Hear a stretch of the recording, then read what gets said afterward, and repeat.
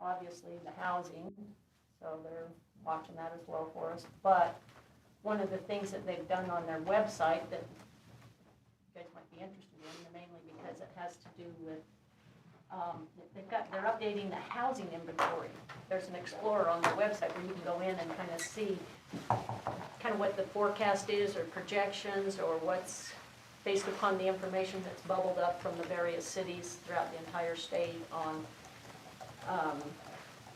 just development. So you kind of get a good idea of, you know, how many single-family homes are being built in a given area. This area is identified as multi-housing, you know, so it's kind of a, I guess a heat map is a good way to think of it that way.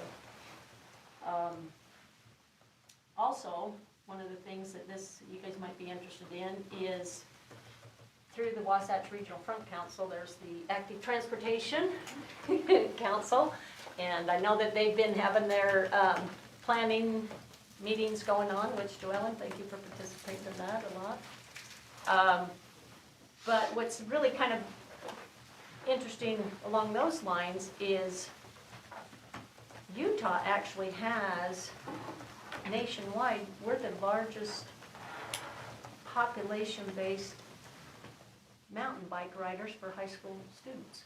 We've got a lot of kids that are into the mountain bike leagues and everything, and we've been recognized nationally by that, which is kind of spearheading or makes this active transportation even that much more valuable, and why we need to look at, from a state's point of view, connecting all these trails and having a bunch of alternatives for people to ride. So anyway, I just thought. So Iowa and Nebraska, they're not included. They don't have mountain biking. No, they have cornrow hauling, or cornrow biking.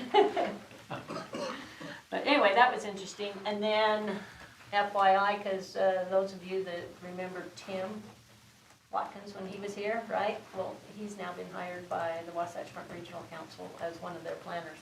So he's gone from Logan now to Salt Lake. So that was just announced this past week as well.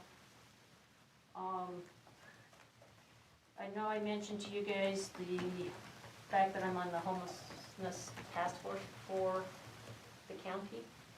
And Monday we did go down to the legislature and we presented our options there and what we want to do as a task force. I mean, long story short, I mean, if the state's really serious about solving the problem, then they need to fund it. So we went in with the $30 million ask with the $2 million ongoing funding.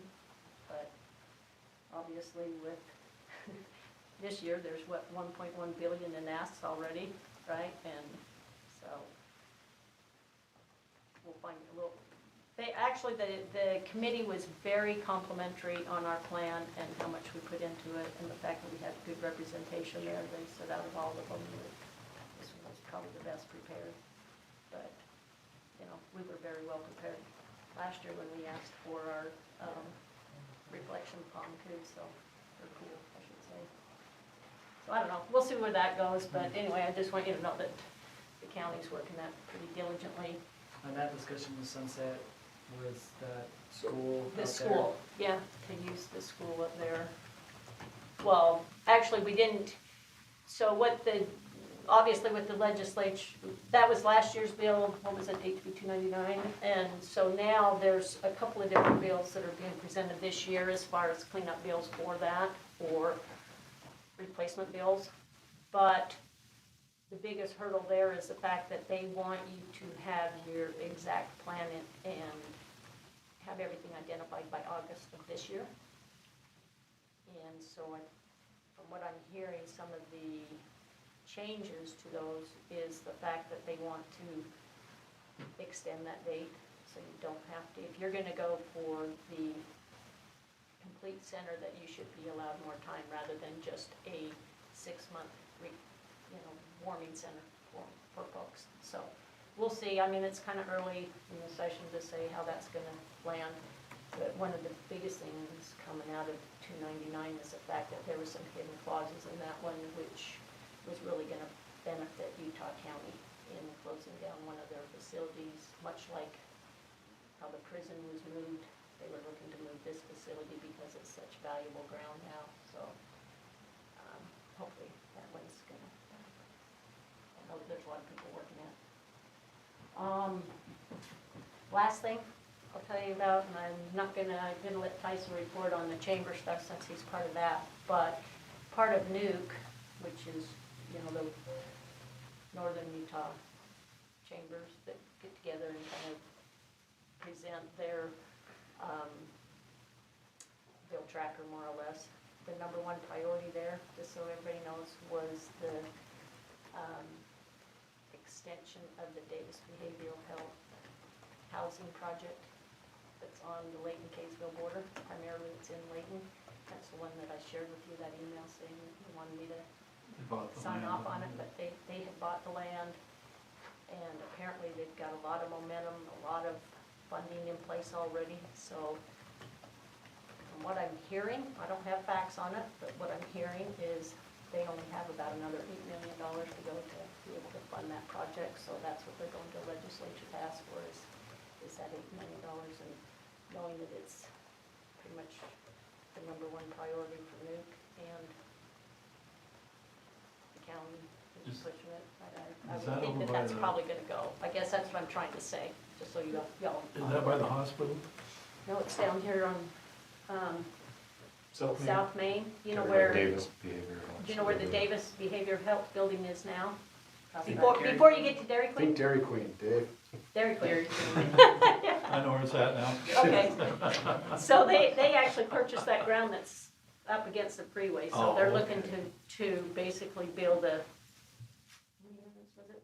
60? 600 or 60? 60 or 69 unit building for permanent housing for the behavior health folks, because right now, they've got people they've got homes throughout the entire county, and they got, you know, like 2 homes in Sunset, 1 in Clearfield, 5 in Layton, and 3 in Kaysville, whatever. So for them, it would be easier to kind of bring them all together and manage it that way. So that's their goal. So I guess I'm just saying that's what I'm seeing is probably gonna go through. So anyway, I think that's my update for now, and then, you know, I wanna go on to item number 2, which is now the council updates. So any of the committees you guys are on, you wanna share your updates on what's happening? Just- Start here and go around. Yeah. Just start there. Then we'll see how much time we have. Tyson has stuff. Well, not any really detailed report, but as the mayor mentioned, the Chamber's Legislative Affairs Committee meets weekly now. Legislative, or LPC as well.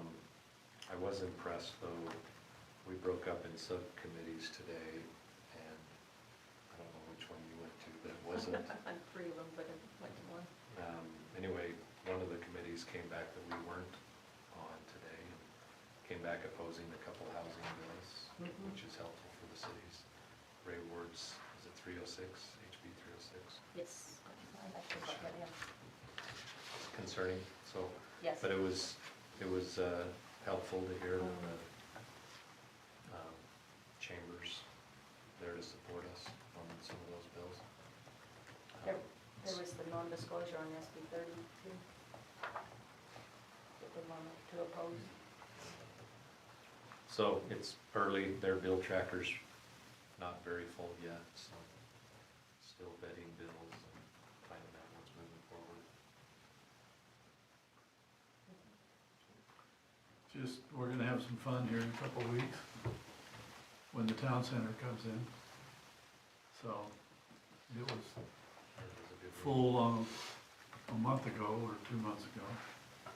And last night, was it last night? Tuesday night. Tuesday night, it was full. Yeah, A full So- house.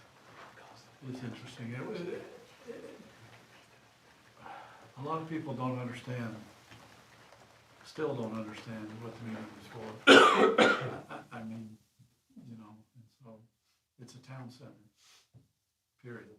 I mean, it's not gonna change, you know, unless the world blew up and something happened, but, so anyway, it was interesting, I kept track of everybody, and not names, but what they, like what you were doing, you know, what they were asking and that. And so it'll just be an interesting meeting. Do they think that the meetings are to ask if they want one? Yeah, Okay. that's kind of where they were, and they wanted to change the idea of a town center to a green, you know, that's on one of the park and, you know, and things like that, which. Do you think that people realize that Layton doesn't own that ground? Well, that was Layton City? brought up half a dozen times, but Okay. they didn't, you know. It was interesting, there was two things that happened.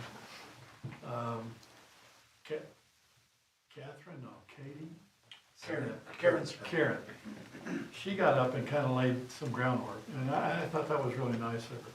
She said how she liked what was going on and that we were able to have control of it, not, you know, and was appreciative. And then about towards the end, the gentleman got up, I think he graduated, he said, I graduated from Yale. And he says, I got my degree and I moved, but it started, I got my degree when the housing started going up. So I couldn't afford a house, you know, even graduated and all this. And he says, so I appreciated that I have an apartment I can live in, and it's a nice apartment. And you know, he says, and a lot of people, and I don't mean to put words in people's mouths, but a lot of times they were saying that all apartments do is bring in bad people. And it's far from true. But it was nice that he got up in the middle of where everybody's kind of, you know, and saying, you know, I'm really appreciative that there was an apartment that I could rent, that I, you know, and I still may be in there for a couple more years or whatever. So it was, you know, there was, most of the people were against it, not against it, but wanted different things, but, yeah. That's for you to figure out. Maybe talk, do you want me to do that now, Alex, or do you want me to? Yeah, we assumed you would be contacted, that's what happened before, and so we're teed up if you want it, if you don't, that's okay, to just give you a very, make you aware of the need. Dave's done a good job of that, so we weren't caught off guard and kind of what the issues were. It seems like it's morphed a little bit, there's a new loud few voices there that are maybe different than there were before, but they're, it's this no, we want nothing, we want the whole town center to be unwound. But do you want us to touch on that really quickly from staff's perspective, or that be helpful to you? Because you're gonna get contacted probably, but. When will we see it? Our plan right now is March 7th for you to formally review it. We'll probably come to you a work session next meeting, so you can kind of look at what we've got. There's been a few changes. I want to just, we had the meeting in November, you got some feedback from that. We had some really, really productive meetings with a group of residents. We told people at that meeting, if you want to come talk to us, we're happy to do that. And we had a group that was willing to come talk to us, express some concerns to us, had some good concerns. And they were done in a very productive way. It was, these are the concerns we have, but we're not trying to wash this away. We're just trying to make sure that we can address these concerns. And so we did. We listened to them. We made some changes to the plan. We were able to explain some things that we didn't want to change, that were important to the plan, that we felt were important components to this town center, and they were accepting of that. They heard what we had to say, and I think that provided understanding to that group. We made those changes, brought them back to the planning commission. We had a huge group, like Dave said, full house. You know, there were quite a few there that were in support of some type of town center, but had some tweaks that they'd like to see. They just wanted to see Yeah. some differences. There were a very vocal group, though, that is a little bit new twist, that again was, as Alex said, was a group that we didn't see as much the first time, but this time was very much opposed, or very much trying to say, we just want to unwind the entire thing. We don't want to have a town center there. You know, I just moved there a couple of years ago, and I didn't have a chance to talk to the general plan. Can we start that process over, kind of a thought process? So I will say, I don't want to go into the entire thing. I think the changes that we've made have been trying to address some of the concerns. I think there's some really important principles that our plan needs to keep, and we'll talk about that with the council, some of those things that are important to the plan itself. I will say that the planning commission, though, it was a unanimous recommendation of approval to you. I think that they can see the value of this. That slide we showed last time that Bettina pointed out, that we showed it to them. We showed them again, but that gap in services it's kind of striking when you put that up there. You can see that this is an area of the city that needs to have these type of services available to the residents. And we know we always have some vocal folks. Change is hard, we know it's hard, and change sometimes brings a little bit of uncertainty and a little bit of angst on people's side. But as Karen Smith said very well, this is a unique opportunity where we have the ability to guide this and have one property owner that's a cooperative property owner that wants to see this developed in a quality way. I did want to tell the council that we have been contacted by some really, really good commercial users that are very, very interested in that property. And it's important for me to let you know that, because I think sometimes one of the concerns that was raised is this will just be completely built out as multifamily or high-density housing. In this case, I really believe it's gonna be the commercial component that's gonna go first, and these are desirable uses that are contacting us. So there are people, we heard from Stuart Thane. I was just Can't gonna say who say yet, Whole but Stuart Thane, again, is our real estate. Trader Joe's. Stuart Dane is our local our real estate expert that works closely with the city, one of the most highly respected commercial brokers in the state. And he came back to us at our last update meeting with him again and doubled down on this is one of the best sites in northern Utah right now. It's just a great site for this type of use. So we're trying to keep the right scale because we don't want to blow up the interchange. We want to make sure it's the right size, but we think it's important. So I want to give that update. Can I answer any other questions? You could take back to the planning commission and pat Trevor on the back. Oh, yeah. He really controlled, he did it, I mean, I don't get amazed at many things, but I was like, wow, he's really controlling this audience. He did a good job this Yeah. time of He learned the from first time, the first yeah, time. the first time we had a little bit of clapping and things, and he did a good job of just setting expectations at the beginning of the meeting and saying, here's the reason why, this is why it's important. We want to make sure everyone's voice is heard and no one gets stifled by the predominant opinion or what's perceived as a predominant opinion, so it was good. Yeah. Very good. That's good. I would like to make a suggestion. I know that it's gonna come with some extra time and cost, but I think it would be valuable for the residents if we thought about live streaming those planning commission meetings. I know that, again, that would take more, personnel time and there would be some cost, but those meetings are very valuable to the city and to the residents, and a lot of things happen. Like that meeting was 3 hours long, and there's a lot that goes into that. I know the minutes are very thorough, and that's good, but I think that's something we should just think about in the future, because all of the meetings are important, right? And we live stream these specifically, but I think planning commission, those are meetings that I hear a lot about, and I think it would be nice if that was a service we could provide. I have a little bit of feedback on that, I don't disagree, but I will say that this is the only state-required public hearing. We have a public hearing at council because the council's asked us to, which is, we're supportive of that, but there is something to be said about having that in-person interaction. So that's my only hesitation, is I do like to have the people, we actually, as large as that group was, and it's still the right process. We're doing this the right way. We're having these public hearings, we're inviting the public in and having comments. So that's my only hesitation, is I'd hate to do anything that discourage people from being there and being part of the process. But other than that, I don't really have a strong opinion any other way. So. Well, maybe just record and then play them back. Good.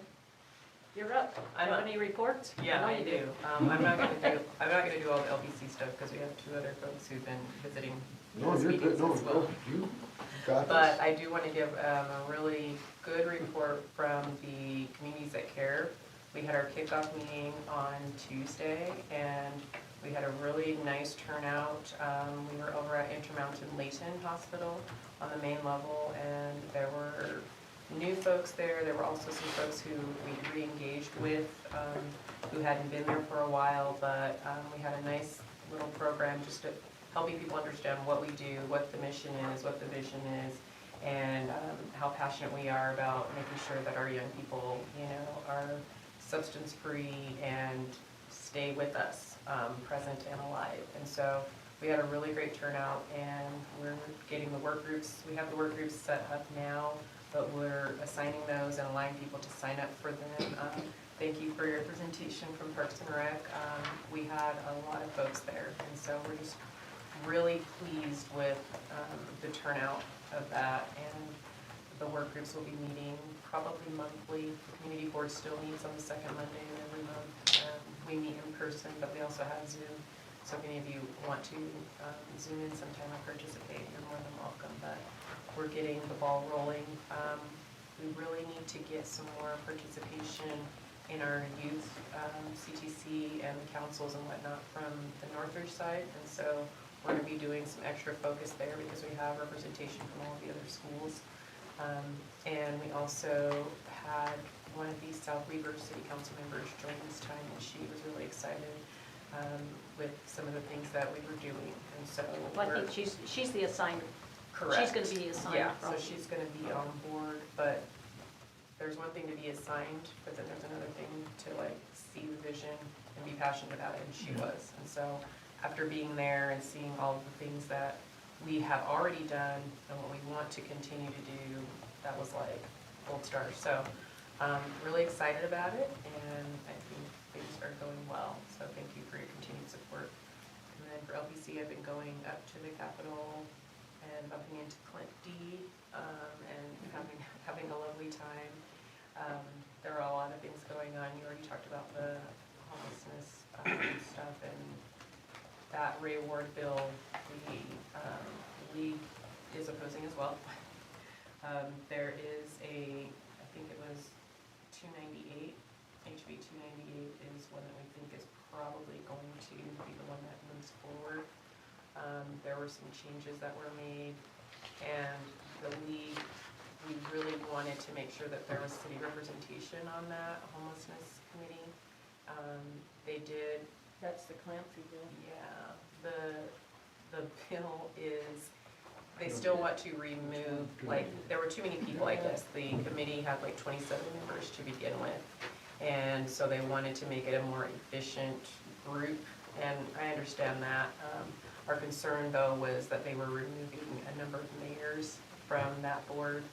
And so now they have agreed to lower that to, I believe it was 3, from 5 to 3, is what they said. That's what they said. It may have changed since then. They said from 5 to 3, and that they would have like a smaller council, so the mayors could still get together and be able to submit their suggestions and information through that group. But yeah, there's been a lot of interesting things happening on the housing front. You already know. I'm gonna give Clint some time because I know he has a lot of thoughts, and I would like him to share them. So I'm gonna stop. Yeah. I just had a question on, I don't know, Alex, if you'd heard anything about Representative Peterson's bill, the local government fees modification, which relates to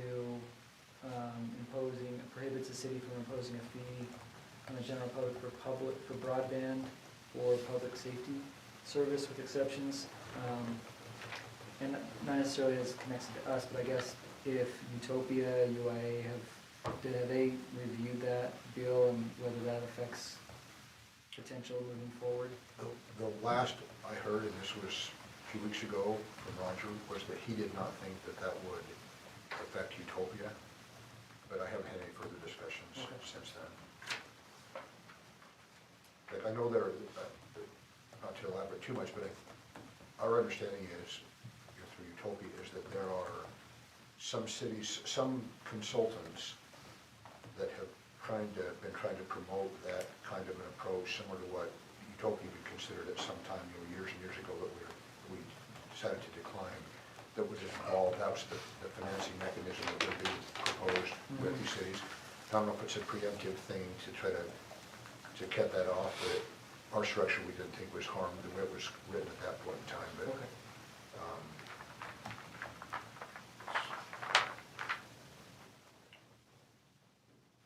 She came and talked to us.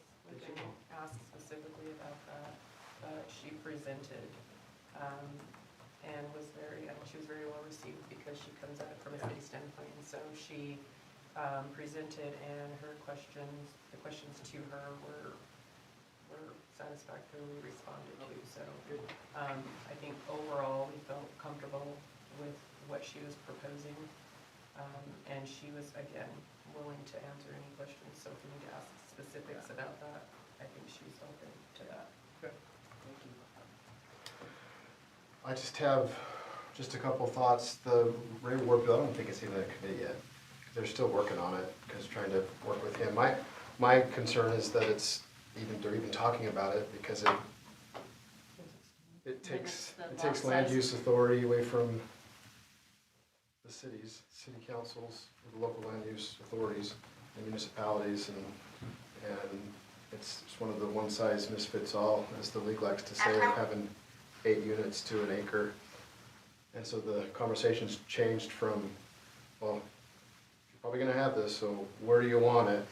And that's the part that doesn't excite me. It's like, what about not having it, and let us, each individual city, figure out how to make this work. And so they're working on it hard. They just have a few that they're just really, really opposed to right now. It's still early, and that is number one. Another thing going on, you've got, when we all met with the legislators here, we talked about the governor's initiative wanting to build 35,000 starter homes in the next 5 years. And we've had Representative Dunnigan running a bill, and the league, I believe, is probably gonna go neutral on it to help with infrastructure financing for developers and with private money. And that's, again, they're gonna go neutral on that, so here nor there. But we also heard from Steve Waldrop, who presented at the meeting, and he has he proposed a plan to use the public treasurer's investment fund that all public entities park Trust money fund? into, Yeah. the funds of all this, so all of our rainy day funds, all of our capital improvement funds, of everyone in the state. I think there's about $30 billion in it. And it's supposed to be it's kind of like a money market fund. It's really conservative investments. Normally it's earning around 1%. Right now, because of inflation, it's higher. But his idea was to take $1 billion of that and use that as to lend out to developers at 4 or 5% interest, which is half of what they could find from the banks, to help with infrastructure. With the strings attached, that if you did have an area where you split it with the developer, okay, if, let's just say he used the $50 million as the development example, if they get 25 million from the bank, this state fund lends them 25 million. What we get in return, we, meaning the state, I guess, is that in that development, 60% of the homes would have to sell for the average, 80% of the average selling price in that area. So he mentioned the Davis County, it's like $360,000. So you'd have 60% of the homes in that area, that's be the sales price, regardless of anything else. And then the other 40% would be at market rates. And I don't know that you got a lot of excitement from that. Sorry to those people, the market rates. Yeah, Yeah. right. So that's something they're kicking around as well. And then Casey Snyder also, Representative Snyder was there. He presented his plan of running a bill to charge a fee to all retail water providers in the state, to create a fund to help pay for infrastructure moving forward, water infrastructure. And I'm not sure that was received very well either. You think? He didn't present very well either, there was that. Well, yeah, anyway, just some strange stuff coming from down there. But it's early still, so buckle up, there'll be more next time we meet. What about I don't- the manufacturing homes? Did they tackle that at all? They're working on that, but I haven't heard any movement on that recently. What? That's what he said. On the PTIF one, Yeah, apparently it's going to be sponsored by Representative Spendlove, and it's supposed to come out by the end of the week. and that money, you mentioned it can't, and they mentioned, someone mentioned it in the meeting, that you're gonna have to change the rules on. Yeah, as it's outlined right now, it's against the law. They'll have to amend the law to be able to even do it. Exciting. And Spendlove, you said running it? that's the word, is the Because spend level. he's on it. retiring or leaving, right? That's a good person to have running it. You can go do it. So, word is that it will be out before the end of the week. So it's more than just an idea. Yeah. Yeah, Well, exactly. drawn Yeah, out, yeah, there was it's a all drawn plan, out. so. Do you have any, the law enforcement stuff? I mean, we didn't talk much about that. We kind of have a separate, Yeah, SB 84 yeah. was one. Which one's SB It's 84? Wilcox's school safety bill. Oh, Yeah. yeah. Yeah, the chief's been following that one, so I haven't paid much attention to it. There's another one that involves police departments being required to provide expedited police reports to the Office of Crime Victim Reparations. The issue with that is if it's an ongoing investigation, that can compromise investigations. So there's been some pushback from the Chiefs Association as well as the league on that one, just saying, yeah, that's not gonna work. So we pushed back. The give was that, well, you can redact that information if it's gonna compromise your investigation. The other pushback was it requires it to be returned to them very quickly, and looks like they're gonna allow for a longer period of time to respond to it. It is an additional administrative burden to cities to have to do it. You know, my point was to it is that, you know, if you've still got an ongoing investigation, why is Crime Victims Reparations even being involved? We haven't even determined if a crime's been committed or if there is a victim, so, it's a little problematic, but. All right, well, I need to get this meeting moving, so. I can ask one question, Glenn. Sure. Yeah. SB 145, if it's not on your radar, can you look at it? Yes. It's the utility bill, utility providers.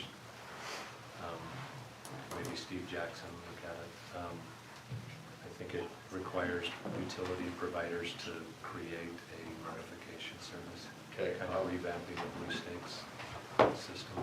Okay. Might affect the city. Good catch. Point it out to me. Okay.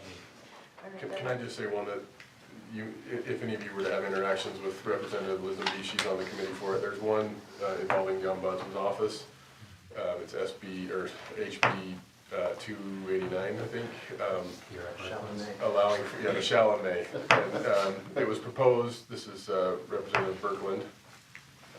It was proposed that if a private entity has an issue with a city and they submit it to the Property Rights Ombudsman's office, and they issue an advisory opinion, if they then go to court, Oh, I remember that. if they then go to court and succeed, and it's consistent with the advisory opinion, then they would be entitled to consequential damages, which, you know, we had one general counsel to one of the larger builders in the state say that, you know, that could be like something like $15,000 a day. So, you know, if it was something that went on for a year, you can imagine the amount of damages that we paid. So we pushed back very hard on that one, and actually Representative Lisenby in the committee hearing did make a motion to amend it from a shall to a may. It's still problematic that it's even a may, so we're still pushing back on that. Then in a strange twist, then they changed the may award attorney's fees to a shall. So just an FYI, if you happen to have any contact with her, that's a bad one for cities. yeah, and the question then would be who ultimately pays for these sorts of things? It's the taxpayer. I mean, it's Sure. like, How often does the ombudsman give advice against cities? Not very often. Thought the It's track like record. 80 or 90% of the advisory opinions agree with cities. Right. So if the cities are doing their homework, they're gonna be protected. Yeah. And I actually reached out to the lead attorney at the Ombudsman's office this week and just asked him how often they even get their advisory opinions appealed, and he said, well, we don't track that, but between me, Brent Bateman, who was prior, and then Craig Call, who was before him, he said, between the three of us, it hasn't happened very often. So it doesn't happen very often, but it is one of those concerns that it's a completely different scheme that we haven't seen. You know, I was meeting with a bunch of attorneys, city attorneys today on it, and none of us are familiar with any provisions in code anywhere that allow for this type of damages in any for them. So it's problematic, Just, any other state do this? not to my knowledge. And then, anyway, so just, we're pushing back on it, but I'm sure if you were to have any contact with her, it would be well received if you expressed your opinion on it. You said Fern Lisenby? Yeah, she's on the committee, yeah. Okay, we good to move on? It's good. All right, let's go ahead and go on then to our community block grant annual action plan. Chad, I know you're gonna speak through that one. Yeah, very quickly, really the meeting will be handled by Morgan Cloward when he gets here for our regular meeting. This is the first meeting that we have each year where we have some of our sub-recipients come in to talk to us about potentially receiving some of our funding. So that's the purpose of this hearing tonight. We wanted to talk about one thing specifically though, and that is this item right here, the $410,000 that's shown. So the reason we want to bring this up, now this budget you see here is last year's budget. This is just, Morgan will be sharing this to show kind of typical funding from last year. But the reason this is important is that we've had an opportunity brought up to us from the Davis School District to purchase a piece of their East Layton Elementary property as a way to provide some additional lots for Habitat for Humanity and Have a Heart. Now, those of you that are familiar with that, remember this is both these organizations provide affordable housing by receiving donated labor, donated materials. So in the case of Habitat for Humanity, they actually have the future buyers contribute sweat equity to this. So this is a great opportunity for us. The school district has done an appraisal on this and has made this available to the city. It's $510,000 is what the appraisal came out. We think that's about 2 acres, so it's a good appraisal. It's about what we expected. So we are proposing that we use we already have about 300,000 of this 410,000 I show here that's already allocated for this very purpose, which is purchasing these properties for building of these homes. The remainder, it would be funds that are reallocated from past year programs. We have funds that have to be spent within a timeliness test. We have funds that have to be spent by May 1st of this year. So we would propose to reallocate those to the same project here. The remainder, this is why you're seeing a 410,000 when I just said 510. The remaining 110,000, we would propose, you can see that's the number we allocated to this project last year. We would just be looking for that same type of a recommendation for that same program for the coming year, and we would pay the balance to the school district at that time. That school district has agreed to that if we're willing to purchase that from them. This is there's very few opportunities that the city actually has to provide affordable housing, really affordable housing. And this is one of them. These are, again, steeply discounted because of the donated labor, the donated materials from Have a Heart and from Habitat for Humanity. So this allows us to give a deserving family the ability to actually purchase an affordable home. This will give us a couple of years, maybe even 3 or 4 years worth of lots that these various organizations, either Habitat or Have a Heart, could then build on these lots. So that's our proposal for that. Again, some of it's already allocated for that purpose. The other would just be reallocation of funds that have to be spent by May 1st. I have 2 questions really quick. The school district doesn't build these anymore? Nope. Okay. The second question is, that's full appraised value? So we're paying full appraised value, and you have donated labor, donated, but we're paying full. Why wouldn't the Davis School District? HUD requires it. It has to be 100% Yep, we have appraised to pay what the value. appraised value is, yep.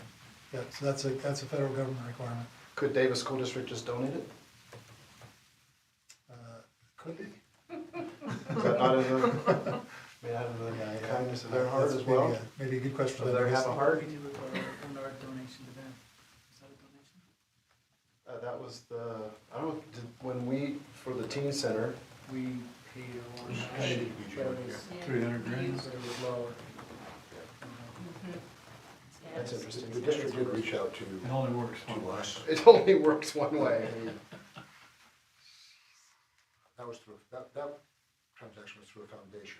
Davis Education Foundation. Yeah, Yeah. this is from the district, but the district did reach out, Craig Carter reached out to us, that they have been good about doing that. If they're gonna dispose of any piece of property, they always call the city first and give us first right of refusal. And so he was kind enough to do that, and reached out to me, and I wasn't sure, and so we talked about there's a CDBG opportunity and knowing the thing, but yeah, we did ask that question. I did. I don't know if you did as well, but about if they were looking to sell it. When he said we'll do an appraisal on the direction to sell it on market, so we didn't ever challenge that or ask anything different than that. When we thought the appraisal was reasonable, but. That's, yeah, just about 255 per acre. That's what we've seen that or higher up in some of our acquisitions, so. And that would be for 4 homes? That plan that I showed has 4 homes. We'd want to maximize it. We're gonna do our sharper our pencils, but we might be able to get one extra one there. What the city would still have to build the infrastructure here, so that would be additional, potentially HUD funding. And as we come back, tonight, like I said, it's for these sub-recipients to come in and talk about their needs, and as we come back with a budget to you, we may have some allocated towards that as well. We need to talk to HUD about how it works. Well, And then lastly, this would not be, like DSD is selling this, so as it moves forward, if this is what ends up happening, they would not be considered a partner in this, right? No. Their name wouldn't be anywhere in it. Nope. Just checking. Nope, if you have a heart or habitat for humanity.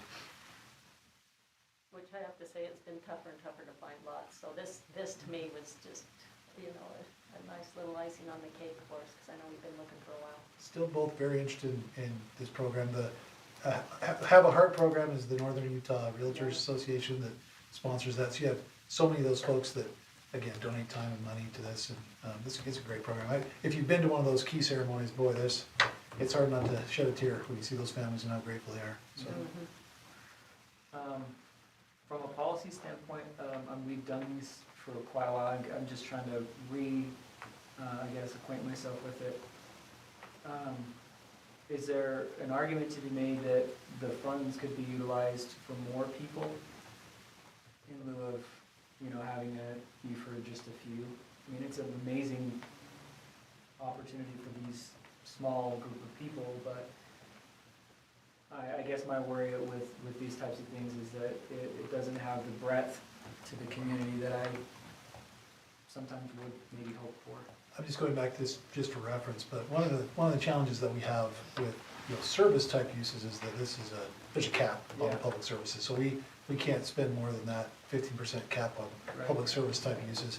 So the next part becomes, well, what kind of programs can we help out with?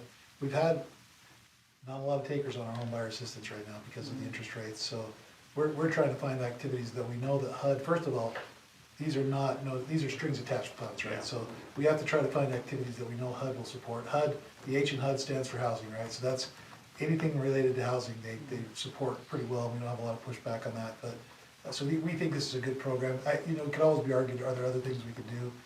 I think there are, but this is one of those where we know we're gonna get approval from HUD and not have to have a lot of pushback or audits or things, so.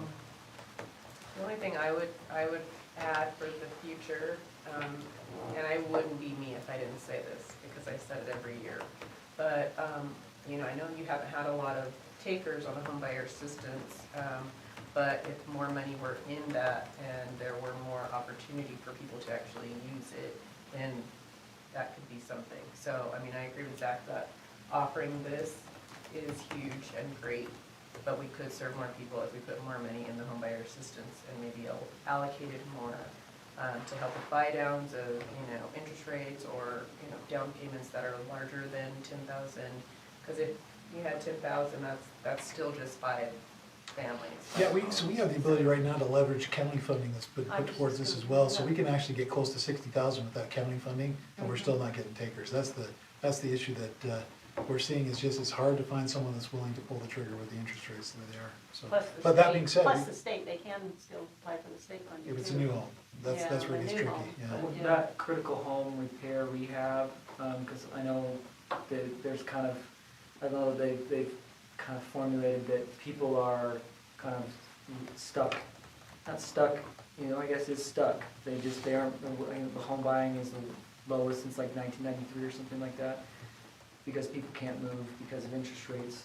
So do you think there would be any potential that you may have more ability to help existing homeowners, you know, with rehab and stuff like that? I'm just trying to think of if their home buying is based on interest rates and the really high price of homes. Critical home repair is also home related, and it's not necessarily a brand new home, but, you know, if you can fix someone's, you know, bedroom or their heating system or something that helps them be able to have a better, that's a good use of the funds to me, especially if they're, you know, indigent. So I don't know, do you get takers on that We critical do, home repair? it's about that amount though, we haven't had the people, we haven't gone over a budget on that or had, you know, more than what we had in the budget for that, so it's, I mean, I think it's spent though, but, yeah, I mean, those are always, those opportunities, I think one of the challenges there with all these is that they have to be low to moderate income folks, so that's where we have to use it, so Yeah. you have to qualify, but yeah, we have a partner that helps with that, so. Okay. Well, we had several heating ones that come up this past year, I know, that we funded. Yeah, we have. Looks good. You have to repair your roof, to chew that whole thing up. For real. Okay, all right.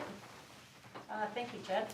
Might as well stay there and, you know, number 4, the Barney rezone, I think most of us are pretty familiar with that. There isn't a lot of changes there, so let's hold off on that one and go down to number 5, which is the Title 19 zone. I'm gonna be as brief as I can on this. I've tried to think about how I can boil this down to the essence, and I think there's 2 things we're trying to do here. And this is a privately sponsored text amendment, so this was a citizen-initiated text amendment. Their pool installer came to us and said, we'd like to put a pool in our backyard. We've been seeing more, just anecdotally, we've been seeing more pool permits recently than we have in the past, so we actually asked the pool installers about that, and they said, yeah, us too, it's been more than in the past, so. That being said, we had a code that had some inconsistency, and we've had some areas where it's been maybe difficult to interpret and what we were actually trying to do with these. So this has to do with impervious surface. We want to make sure we give examples. In the past, one of the confusions was we had previous interpretations that said pools are impervious surface. Now, if pools are impervious surface, you don't have a very good pool. So what we talked about with our engineering folks is that we do need to count them as pervious because our storm drain system is based on a certain amount of, I said pervious, you count them as impervious because our storm drain system is based on a certain percentage of impervious surface in the city. So we're clarifying that this is certainly a impervious surface. However, we've had some inconsistency on where we put those in the yards and how much coverage we can do in a backyard. There's 2 conflicting standards. One is we've got a standard that only allows 25% of the backyard to be covered by accessory structures. In the past, we've classified these in-ground pools the same as any, like a tough shed or a detached garage. Those have all been in the same categorization.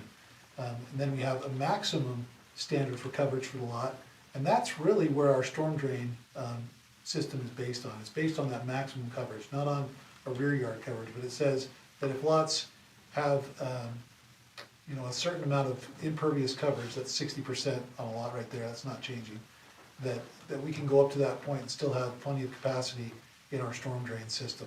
So as we talked with our engineering division, it became very apparent that this coverage, maximum coverage we were applying to the rear yard was never meant to be for these types of uses. It was really meant to make sure that we don't have too many built-up structures, in other words, tough sheds, detached garages, things like that, creating kind of this, you know, just completely covered in kind of rear yard area. So as we talked to engineering, we said, hey, can we loosen this up a little bit on some of these standards related to coverage in the rear yard? They said, yeah, all we're really concerned about is that total coverage for the rear yard. So we've, again, just in a nutshell, we've been more clear about what that rear yard setback area means and where that restriction is. It's just the area that's in our minimum setback shown right there in that dashed line.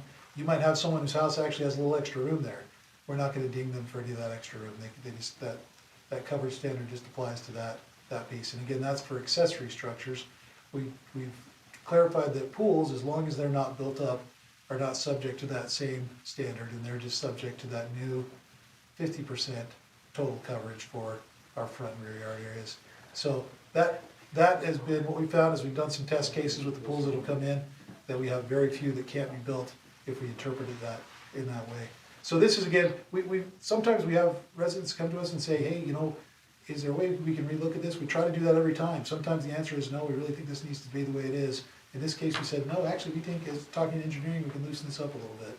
So that's the proposal in a nutshell. Are there any questions that I can ask? Or, yes, I can ask or answer. Just on that idea, just thank you. I mean, the idea that you guys would be like, sorry, we're the city, we got this. I just appreciate you saying, you know, let's see if we can work out. If it Yeah. works out, it's good for the city. Yeah. I just appreciate that openness to rethink things. It's nice. The person that brought it in, was he happy with the results? Yeah. Yeah. They should And I allow them. second, there are tons more people putting pools in backyards. Not us, but. Oh, here, I thought we was having a pool party at your place. Not I at told my her she had to house. make her pool smaller now. We can't cover 50%. I can't make a pool at my house. Hey, thanks, Jeff. We just make them up public. Okay, let's see, let's jump down to our parks planning update. Sorry, you guys, you've had to wait all this time, but we appreciate it, you being here. Well, thank you. This will just take a moment, but we did feel that it was important that we had a chance to just kind of update you on what we're up to. And so the first thing that we wanted to talk about is the park shop. With your guidance from a month or so ago, we've been moving ahead. We did come to a guaranteed maximum price. The price did not change, and so we've gone ahead and signed that document. We will start pre-construction meeting on February 6th, February 6th. And the construction period will take us through this next year. And so we're just really grateful to be able to get started and working on this. I'd like to thank Joellen for all of the effort that she's gone through and helped us with this. And then, unless there's questions, we also wanted to talk, because the council had asked a question about what park space is available to be developed. And so I'll let Joellen go through this quickly with you. So it might look like a lot of line work to you. So we just wanted to bring this for you. It's our 2016 Parks and Recreation Master Plan. And we've been following this and using it as our guide throughout these years. I have made it a little bit more easier for us to digest that. So just a little bit of context, the light and dark blue colors represent either neighborhood parks or special use parks, and the yellow are our Ellison and Commons parks.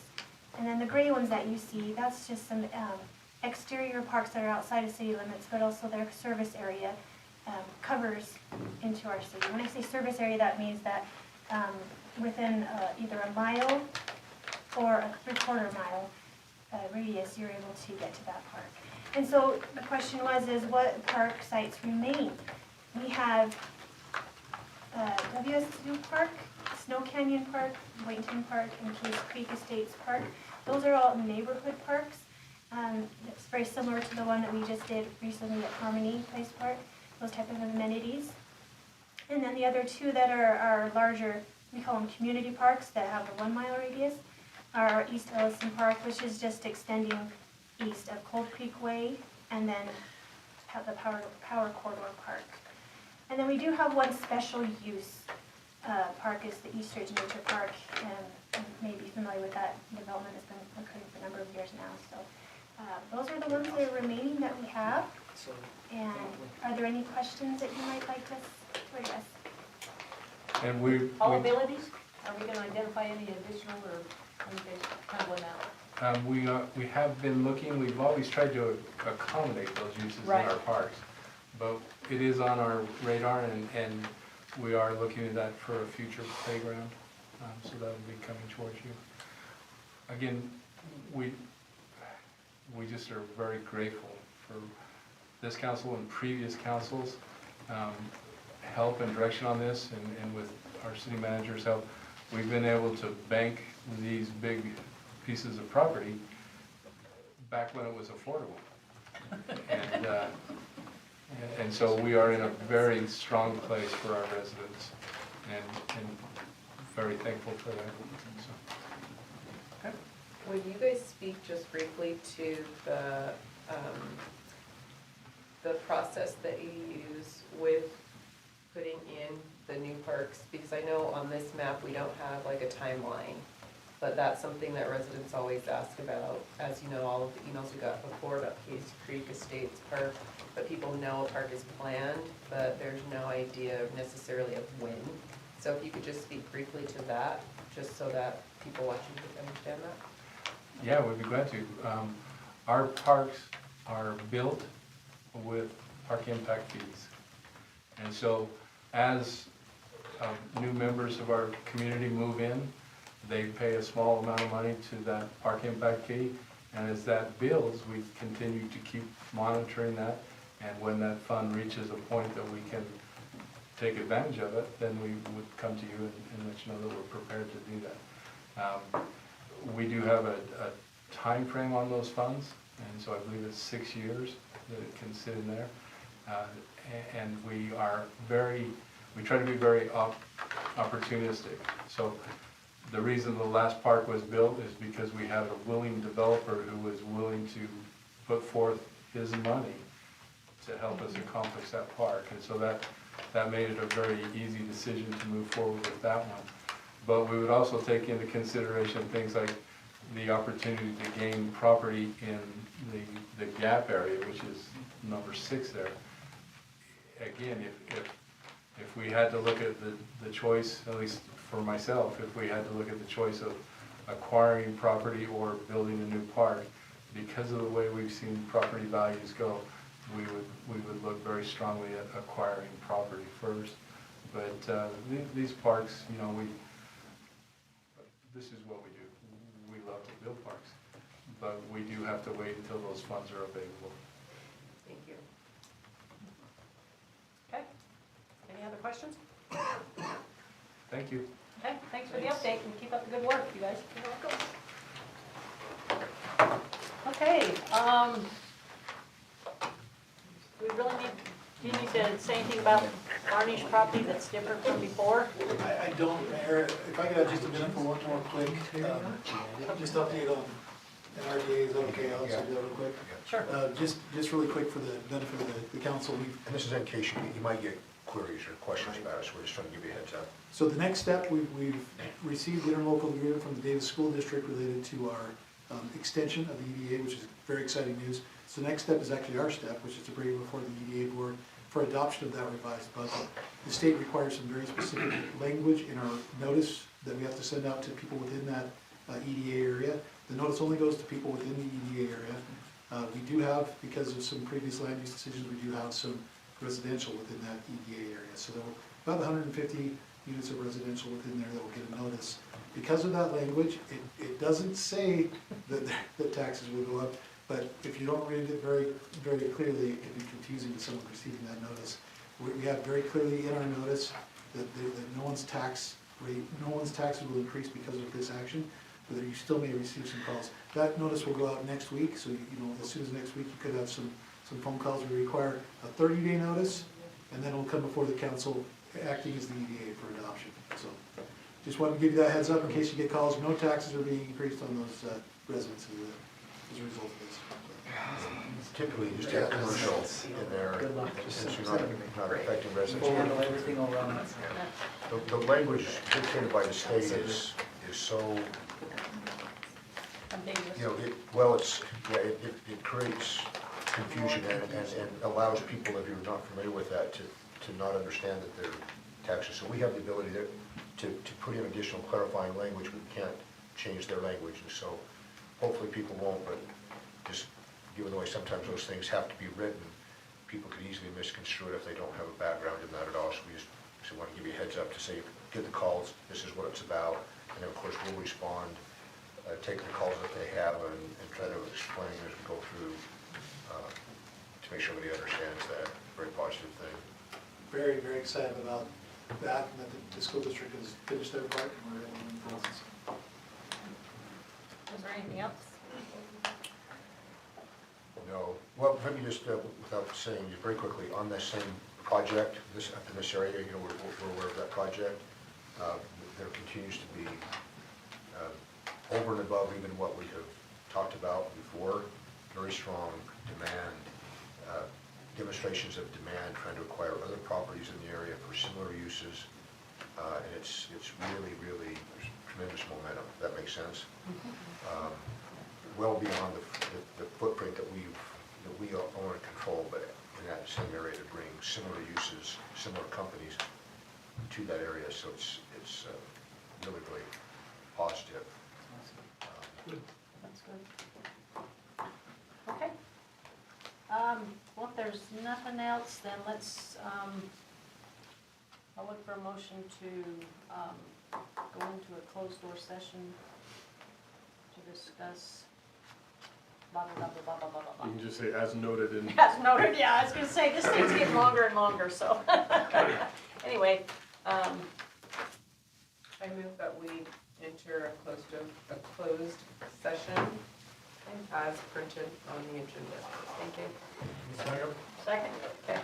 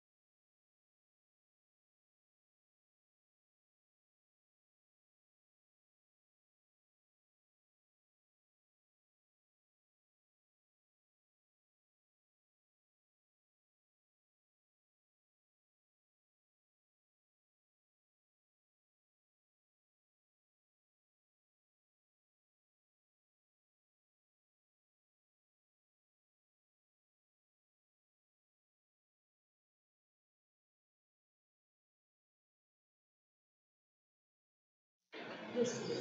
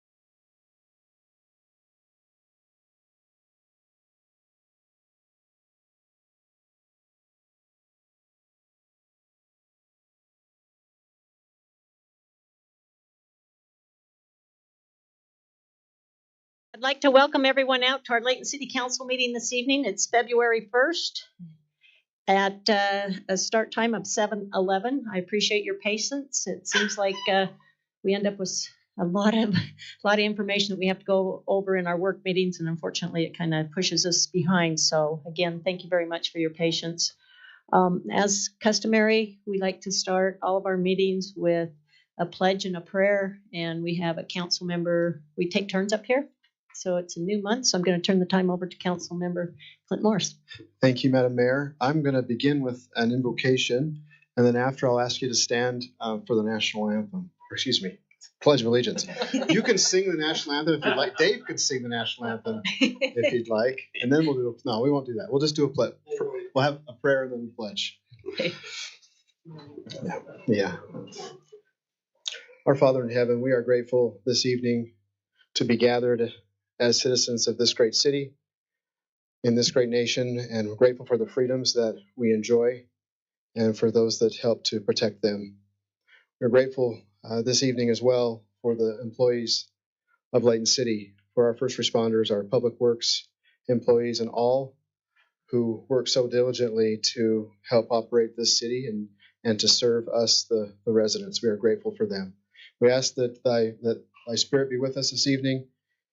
Grant us wisdom as we make decisions. I'm grateful for those who are here this evening and pray that all dialogue will be civil and that we will seek to understand each other as we are together. And these things we leave with thee and do so in the name of Jesus Christ. Amen. And if you all stand and recite after me. I pledge allegiance to the flag of the United States of America and to the republic for which it stands, one nation, under God, indivisible, with liberty and justice for all. Okay, thank you, Councilman Morris. Before I call the meeting to order, I want to quickly acknowledge, if you notice, we have one additional seat up here on the dais with us. And we have one of our youth council members who is Casey Ingridson. And we're hoping that each meeting we'll have a different member here so that these kids can really get a firsthand visual as well as experience on what it takes to be active in the city government. And I want to also acknowledge two other members of the council that are in our audience as well. So with that, I'll bring the meeting to order. And council, we do have 3 sets of minutes that need to be approved. So if you're all in agreement in the way that they're written, I'd look for a motion to accept. I make a motion that we approve the minutes. You want me to read them out? I do. Okay. Minutes of Layton City Council work meeting, December 21, 2023. Minutes of Layton City Council meeting, January 4, 2024. And minutes of Layton City Council special meeting, January 9, 2024. Okay. Is there a second? Second. Okay, it's been moved in second that we adopt the minutes as written. All in favor, please say aye. Aye. Is there any opposed? Okay, thank you very much. We'll move on to item number 2, which is our municipal announcements. So I'll turn the time over to Councilman Roberts. Thank you, Mayor.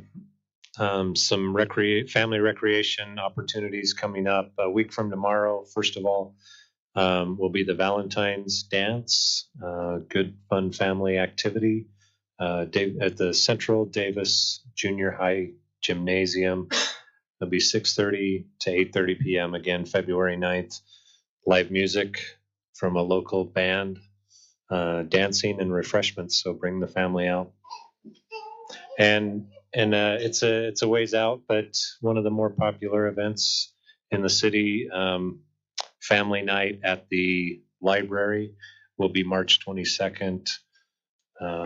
Mermaid scales and pirate tales. So we'll have more information coming on that in future meetings, but something to look forward to. Thank you, Mayor. Okay, thank you. Does anyone else have any municipal announcements? Sure. I just wanted to make one acknowledgement because today is February 1st and just wanted to acknowledge that this is Black History Month. and just invite you to take some time to learn about history of African Americans and things that they have done to help our country. And so I just want to acknowledge that. Appreciate the time for personal space. You bet. Okay, anyone else? Do they have any announcements? I just wanted to mention that we have the privilege of having Ms. Liz Mumford with us this evening. Has been serving as the president. I think you still are, Liz, president of the Davis County Education School Board. And just want to acknowledge you, Ms. Mumford. She has been instrumental. Layton City has had a wonderful, long-standing relationship with the Davis School District. And Liz, for the time she's been on there, has been a really important part of that. Has been supportive of a lot of these partnerships. So I didn't know if you saw that she was here. Just wanted to make sure we tell her thank you, and nice to have you here. Yeah, thank you. And we do appreciate the district in more ways than one. So thank you. Okay, being that there's no other municipal announcement to take place, I'm going to jump down to item number 4, which is our citizens comment portion of our meeting. So if anyone in the audience is here and would like to address this governing body, you're more than welcome to. We ask you to come up to the mic and please state your name and address for the record. And then, go ahead and state the information you'd like to share with us. Just please keep in mind that we will consider everything that you present to us. However, we probably won't get into a dialogue or have a response back, but we will make sure that we follow back up with you as well. So with that, I'll turn the time over to our citizens.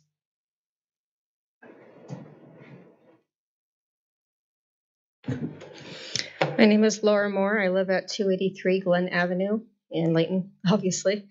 I'm here to present a petition to improve the crosswalk at Gordon Avenue and Hill Boulevard.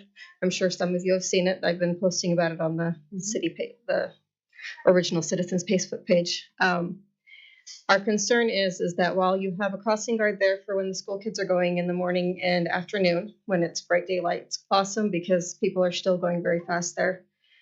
At nighttime, we frequently have teenagers and adults passing to go to the church there for their activities. And I've got a few pictures to kind of help illustrate my point. But when you're headed westbound, the crosswalk is fairly easily seen. You can tell that there's a light there. Besides the regular signage there, you can tell there's a crosswalk there.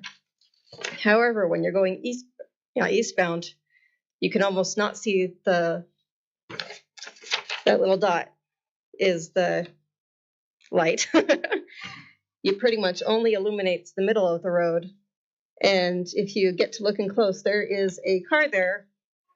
But if you were looking for a person, there's a light pole right there. And a couple of weeks ago, my second oldest son was on his way to a church meeting. And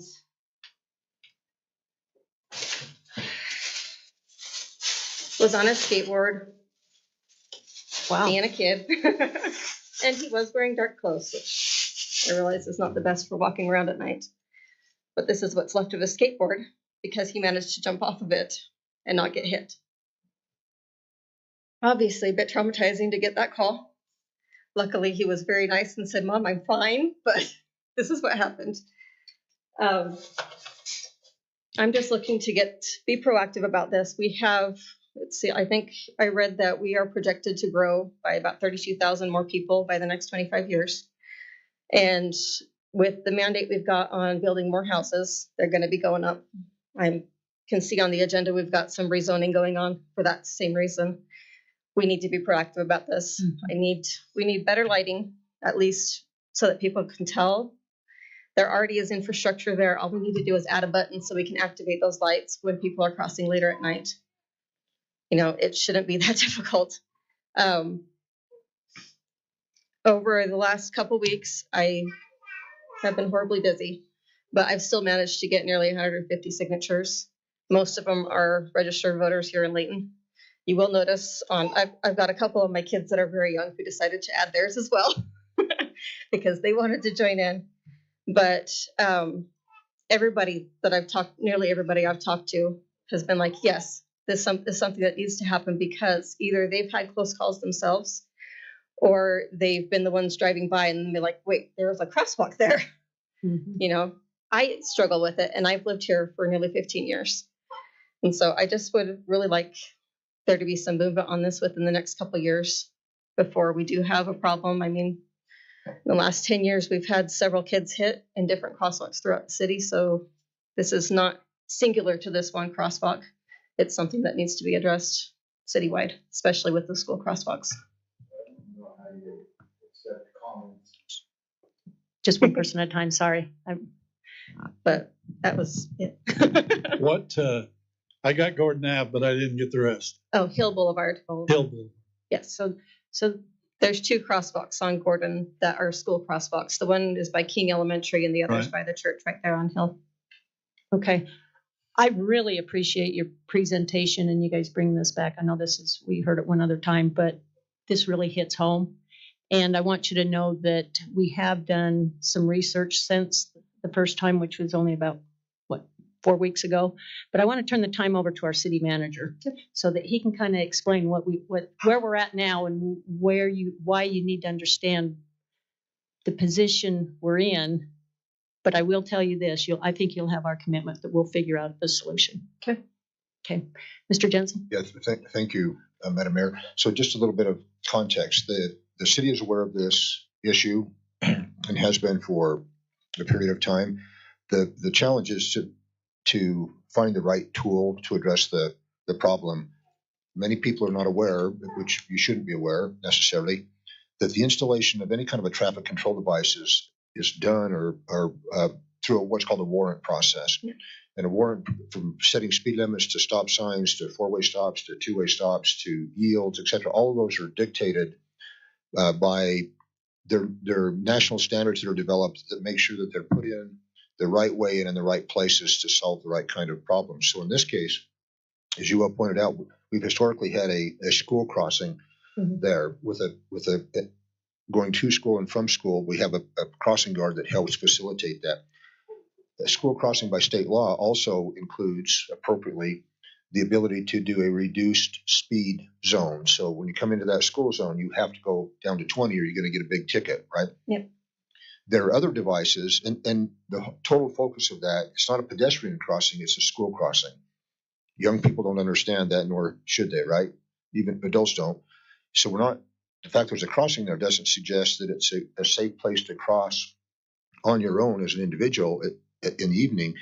It simply says that there's safety provided through the lighting and through the reduced speed, and the fact there's a crossing guard or two there, that it's safe to go through schools. But again, the public doesn't understand that and shouldn't. So that's where some of the confusion is. So in a situation like this, where it needs to continue to function as a school crossing, but it also hopefully needs to be able to function as a pedestrian crossing, what are the tools available? One of the tools that's been suggested is what's called a hawk crossing. Those are the big crossings where you can come up, push the button, it will stop the traffic. There's no crossing guard there per se.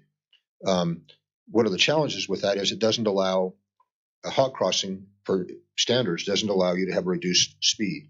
So we don't want to put children, for example, in a situation going to and from school where they can push the button and activate the hawk, and then they're making the sole judgment of walking across when the speeds are 45 miles an hour.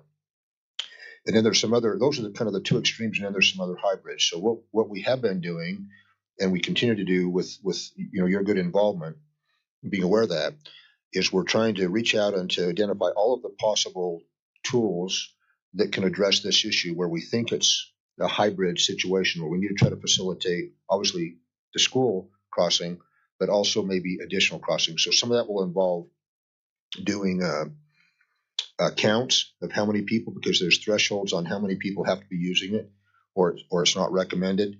And a lot of that involves liability and other kind of things. The thing we don't want to do is to react in a way that actually makes it less safe, because people have a perception of safety, especially young people, that is false there. So we're actively working on it. I explained this to the mayor. We haven't had a chance to talk to the council about it, but I've talked to the engineer 3 times in the last couple of days, saying what are we finding, continue to look. So we are on it. We understand it's an issue.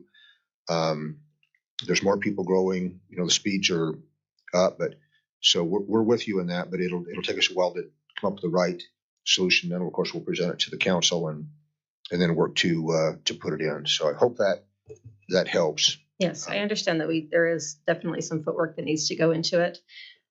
I guess what concerns me more is ever since I-15 got connected to 89 there on Gordon Avenue, and people tend, because there's that big stretch without a stoplight at all, they tend to speed through there, period. And so that's why that one is more of a concern for me than even the one down by King, which has a shorter distance in between the stoplights. And I do think I'm stepping out on a limb here. I might embarrass myself. I've done that before, but not in terms. But I think the lighting issue is a separate issue. So the fact that we appreciate that you mentioned the lighting. If that's an issue, particularly the one direction, I think we have the ability outside of any kind of a warrant. That's a whole different issue. So exactly, we'll address that issue tomorrow and start to investigate what we can do and put in there and to improve the lighting while these other solutions are being worked on. So thank you for making that point. Yeah, thank you very much. And in addition to everything else that's been said, I do know that our crossing guards have been equipped with additional lights to put out on their cones in the dark. And this is one particular area where we definitely knew we needed them. So, I just want to, acknowledge that as well, that we're doing what we can and we will address it. Okay. Thank you very much. Yeah. And I was told I needed to Yeah, you can leave them with the add what I presented. So. Okay, thank you. Okay, is there anyone else that wishes to address the council at this time? Good evening, Mayor and Council. Thank you for the warm introduction, Mr. Jensen. Appreciate that. My name is Liz Mumford. I'm a resident of Bountiful. My address is 4435 Sunset Circle in Bountiful.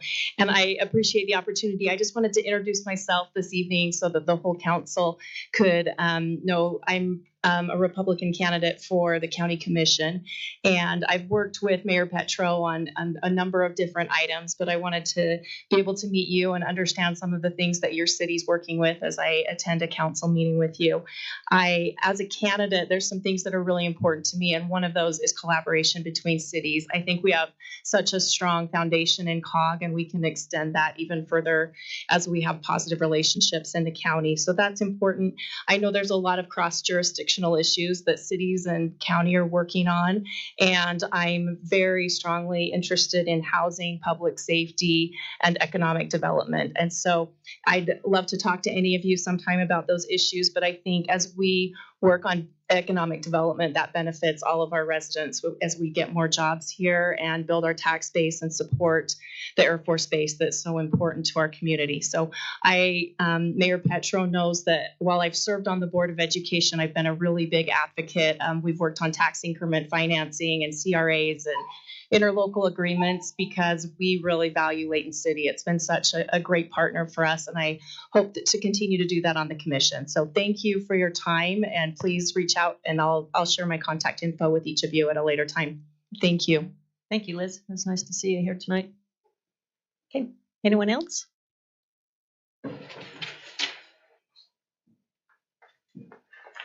Madam Mayor, Council, my name is Claude Young, 1198 North, 100 East, and I've been a member of Layton for about 25 years now.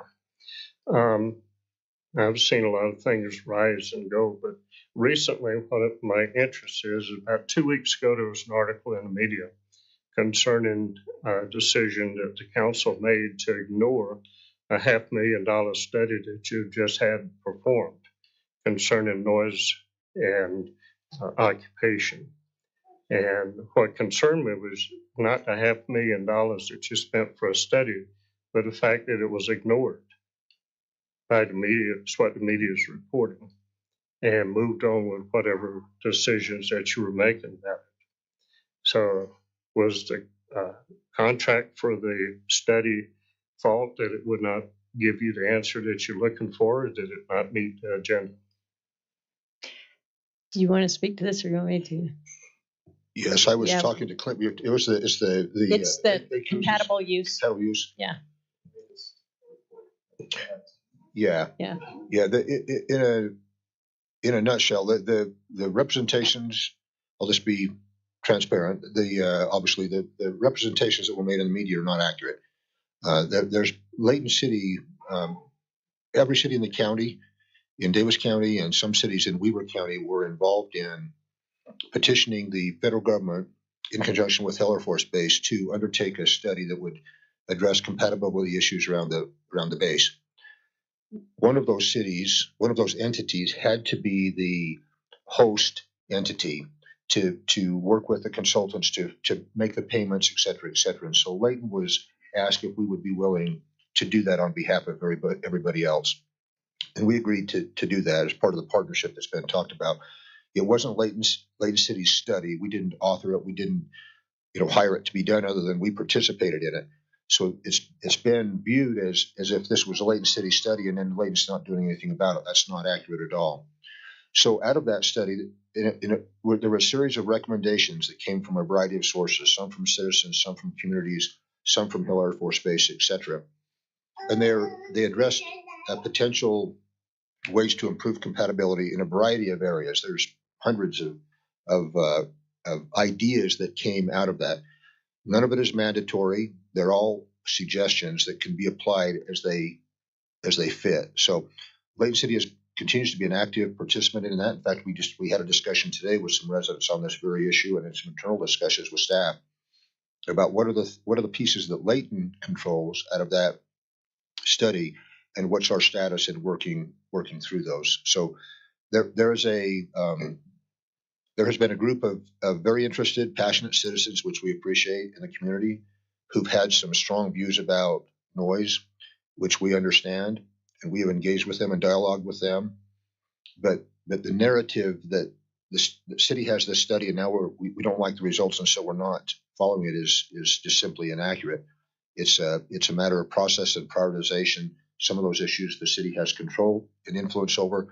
Some of those issues, for example, the relocation of F-35s off Hill Air Force Base to some other place, that's an idea, but it's not going to happen, right? But people say that's one of the ideas that should be considered. So I hope that helps give a little bit of perspective. It's an ongoing document, but it involves collaboration through virtually every city in Davis County, as well as Hill Air Force Base, county people, and some cities in Weber County. Anybody that touches the base, the exterior of the base, was involved in this process. So I hope that answers some of your questions, sir, or explains our involvement in it. Well, you can see our concern when it comes up, seeing the cost. It says $500,000 ignored, and this situation is my neighborhood. I'm a delegate for county and state for LA 34, and these are issues that we had discussed when I met with some of your members. But it would take more to understand all of what you're saying, but I appreciate you listening to my concern. And maybe, sir, just to clarify, I apologize I didn't speak directly to it, is the city did not pay that money. That collective, we applied for a grant through the federal government. So the federal government paid for that study as part of a grant process. So that was not taxpayer dollars that Layton City spent for this funding. That makes sense? Okay, thank you. I appreciate your comment. Anyone else?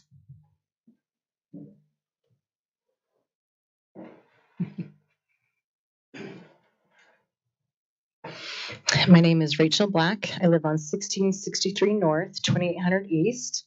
And I was just going to come and observe, but I felt like I needed to say a few things. I'm up in the area where the Gordon Avenue Town Center plan is taking place. And we've had 2 planning meetings back in November. And then we just had it Tuesday night. And we've had a lot of people come. It was overflowing.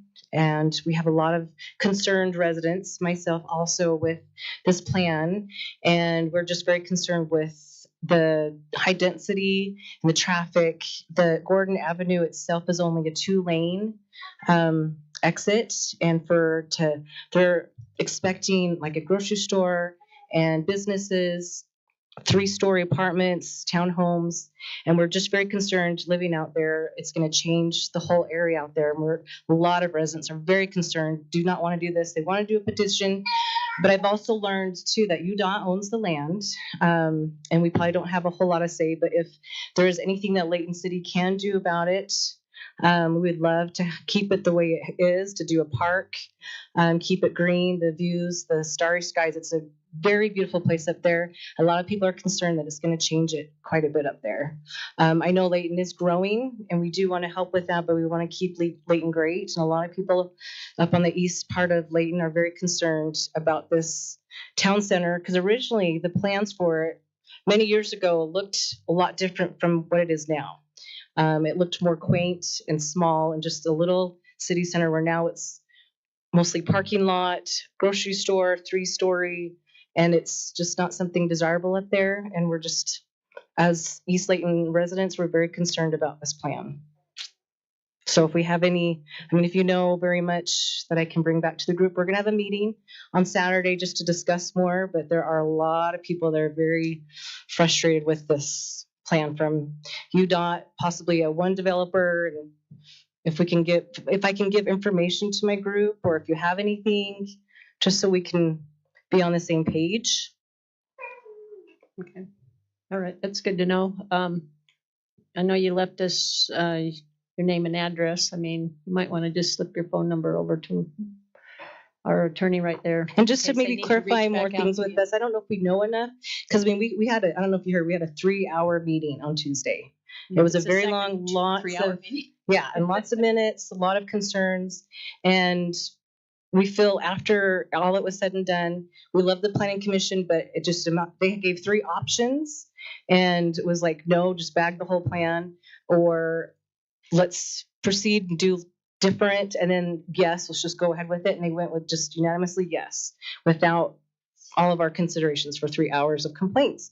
So we just want to be heard, and we love where we live. We all want to just stay there forever, but it's looking kind of dismal. Okay. All right. Thank you. Did you want to speak, Mr. Jensen, or just have her number and you can reach out later? Well, I was just going to say not to, we recognize there's difference of opinion. This has been a process that was not done in a vacuum. This is an issue that has been discussed for years in this community. The idea of trying to bring services to East Layton right now, people have to. There's a vacuum. There's no services provided up in that area unless you go to a convenience store along Highway 89. There's thousands of residents that for years have been asking for services. Why do we have to drive across Main Street to go to a grocery store?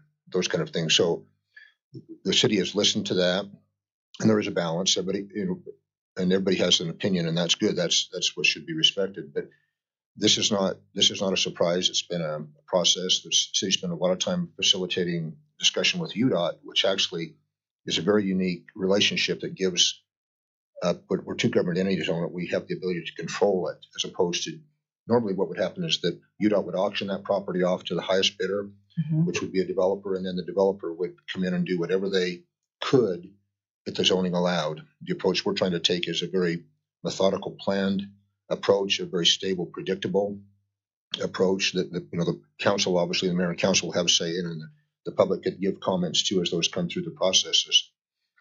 But there's been a lot of effort and a lot of citizen involvement in these kinds of things, and there's a strong demand, again, not to belabor it, but for services on the east side. And the responsibility of the city generally, I'm just speaking from my perspective, is to build a community. And that community has to have services, and it doesn't make sense to have, to me at least, to have people have to live east of 89 to have to drive west of Main Street. I have a question for services. So that's just some of the perspective and background, but it's an ongoing dialogue. And your views and voices are very welcome, and hopefully out of all that dialogue will come the very best decisions. Is there a way to do another? How long ago was this survey done from citizens? Do you know? I don't know. 2015? But it's been over. I'm just curious because there are a lot of people that don't want that, and that's why it kind of alarms me that there are people that do, because most out there do not. We moved away from all that for a reason. So that's why I'm just curious how long ago that was. If they can do another survey just to get more updated for residents that live out there before it's fully, okay, this is what we're going to do out here. I just wonder if there's a new survey that we can do that's more current with people that live up there, just to get more accurate.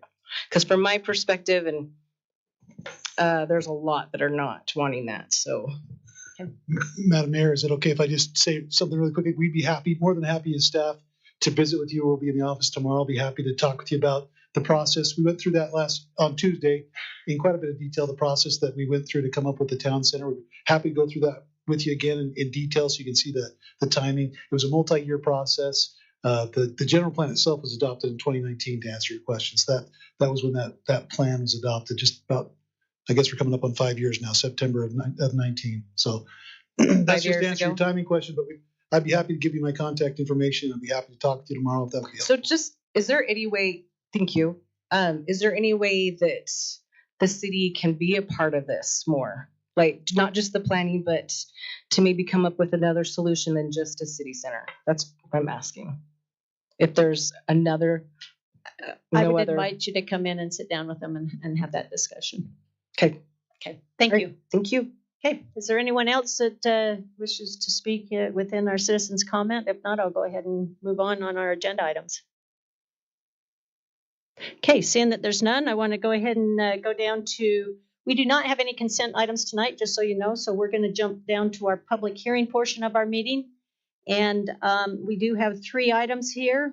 And what I'd like to do is go ahead and start out with item number A, which is concerning our community block grant annual action plan. And we've got Mr. Morgan Cloward that's going to present that to us tonight.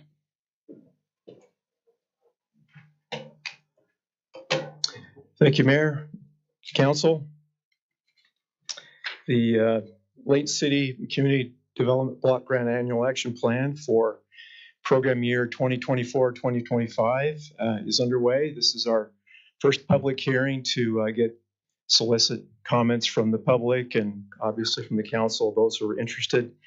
The plan allocates how we allot CDBG funds for the community. And I have just a breakdown here. You can take a look at what we're doing with our current grant for program year 2023-2024.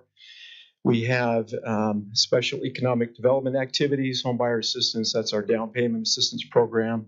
Our critical home repair rehab program, Have a Heart, Habitat for Humanity, and Davis School District Homes. And then you can see our public service partners that are listed there. And just happy to report that I recently had our annual monitoring visits with our public service partners, Safe Harbor, Open Doors, Youth Court, and things are going well with them. They're using the funds that we have spelled out in the grant agreement and feel confident in the direction they're going with that. There is one item on the list here that I just wanted to highlight to bring you up to date on a project that we're excited to pursue. A few years ago, we had the opportunity to talk with the Davis School District about some property that they have just to the south of East Layton Elementary School.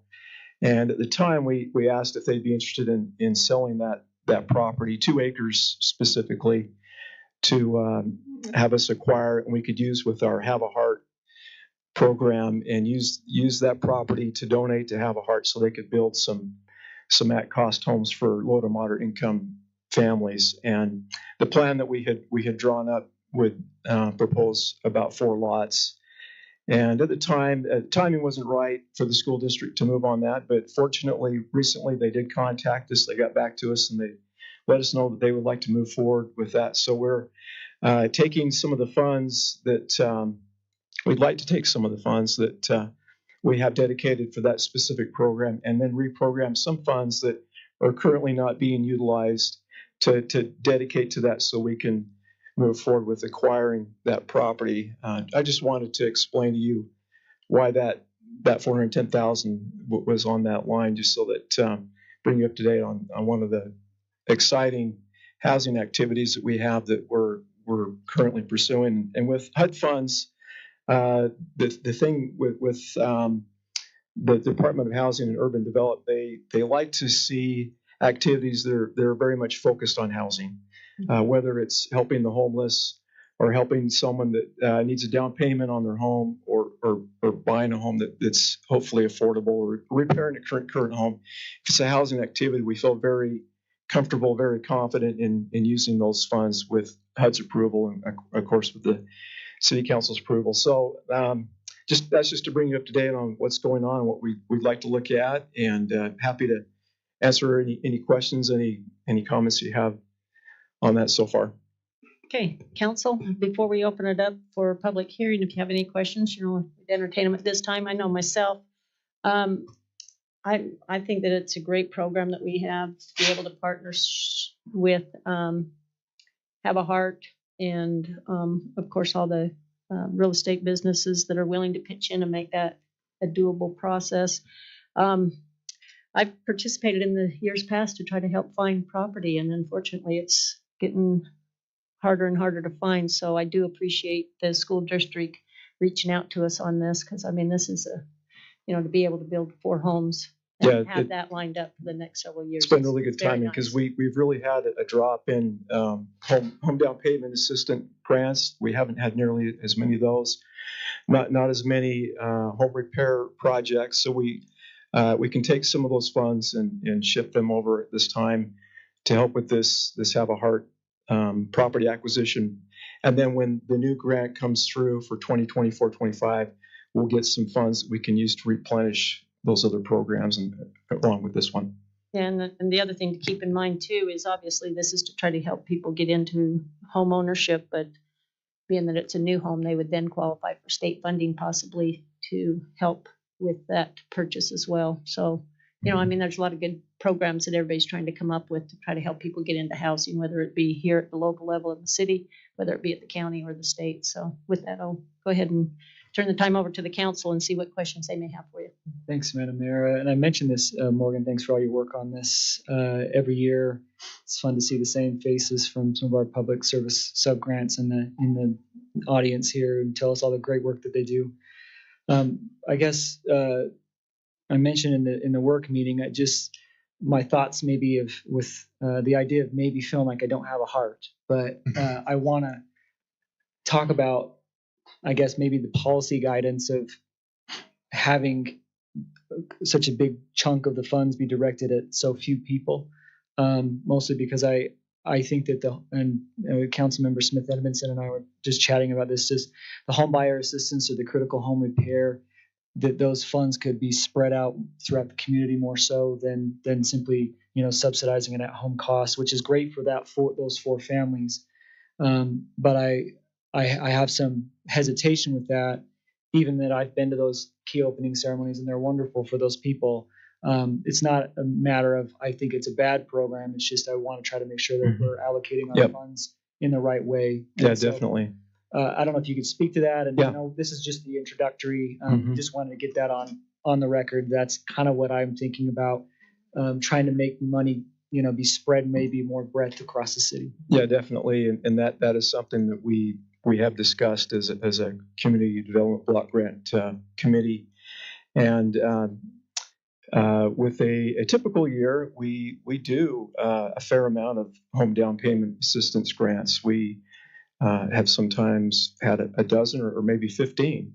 This program year, sadly, we've only done about 4 or 5 at the most. And the people that I talk to, the real estate agents and the lenders and the applicants, tell me it's just too expensive, especially with the interest rates and when they have to calculate what they're bringing in with their income and inflation. It's just been a situation where they can't afford it, and we haven't had nearly as many home repair projects as we've had in years past. And so with that in mind, there is and I forgot to mention this earlier to you, there's a timeliness issue with HUD. And what that means is when they give us grant funds, we are expected to spend those fund dollars in a timely manner. And we have a timeliness test that's every May 2nd of every year. And if we don't spend a certain amount of money, we have to return that to HUD. And so when the timing just seemed to be a wonderful thing when we got that phone call from Davis Schools District, because we were a little bit of a quandary, wondering how we are going to spend all this grant money in a timely manner, and it seemed like a pretty good fit for what we were considering at the time. And I appreciate that. I guess with outreach to the community, do we have to do the marketing ourselves, like with funds that we have that are not connected to CDBG, to get the word out that you can get home buyer assistance, that you can have critical home repair and rehab? Is that something we have to do in addition to the funds, or is there a portion of these funds that can kind of get the word out? So we currently do promote quite a bit these programs. We use Layton City's social media channels. We have our email marketing that we do in-house, and we also do news articles, and we have quite an extensive real estate agent network that we network with. We're members of the Davis Chamber of Commerce, and we promote it through the Chamber's newsletter and events and networking with them. So there's quite a bit of publicity, but like I said, there's just some barriers going on right now with our economy that have prevented use of these funds, where we normally use quite a bit. Yeah. Okay, thank you. Anyone else? And just one question. Thanks, Madam Mayor. Morgan, any other communities doing this? Or how many houses does Have a Heart and Habitat for Humanity? How many in Davis County? Or in Davis County, Clearfield City's the only other one I know that's partnering right now with Have a Heart. I'm not aware of any others in Davis County. Yeah, just curious. Thanks. Anyone else? Okay, if not, I'd entertain a motion to open our public hearing, and with that motion, I'd like to have it open for all items that are on our public hearing tonight, if possible. Will you make that motion? I'll do that. I do also want to appreciate Morgan and their office for this presentation every year. And as Councilmember Bloxham mentioned, it is always up top of mind for us to know how we can help residents who are here, who want to have a home, be able to get into a home.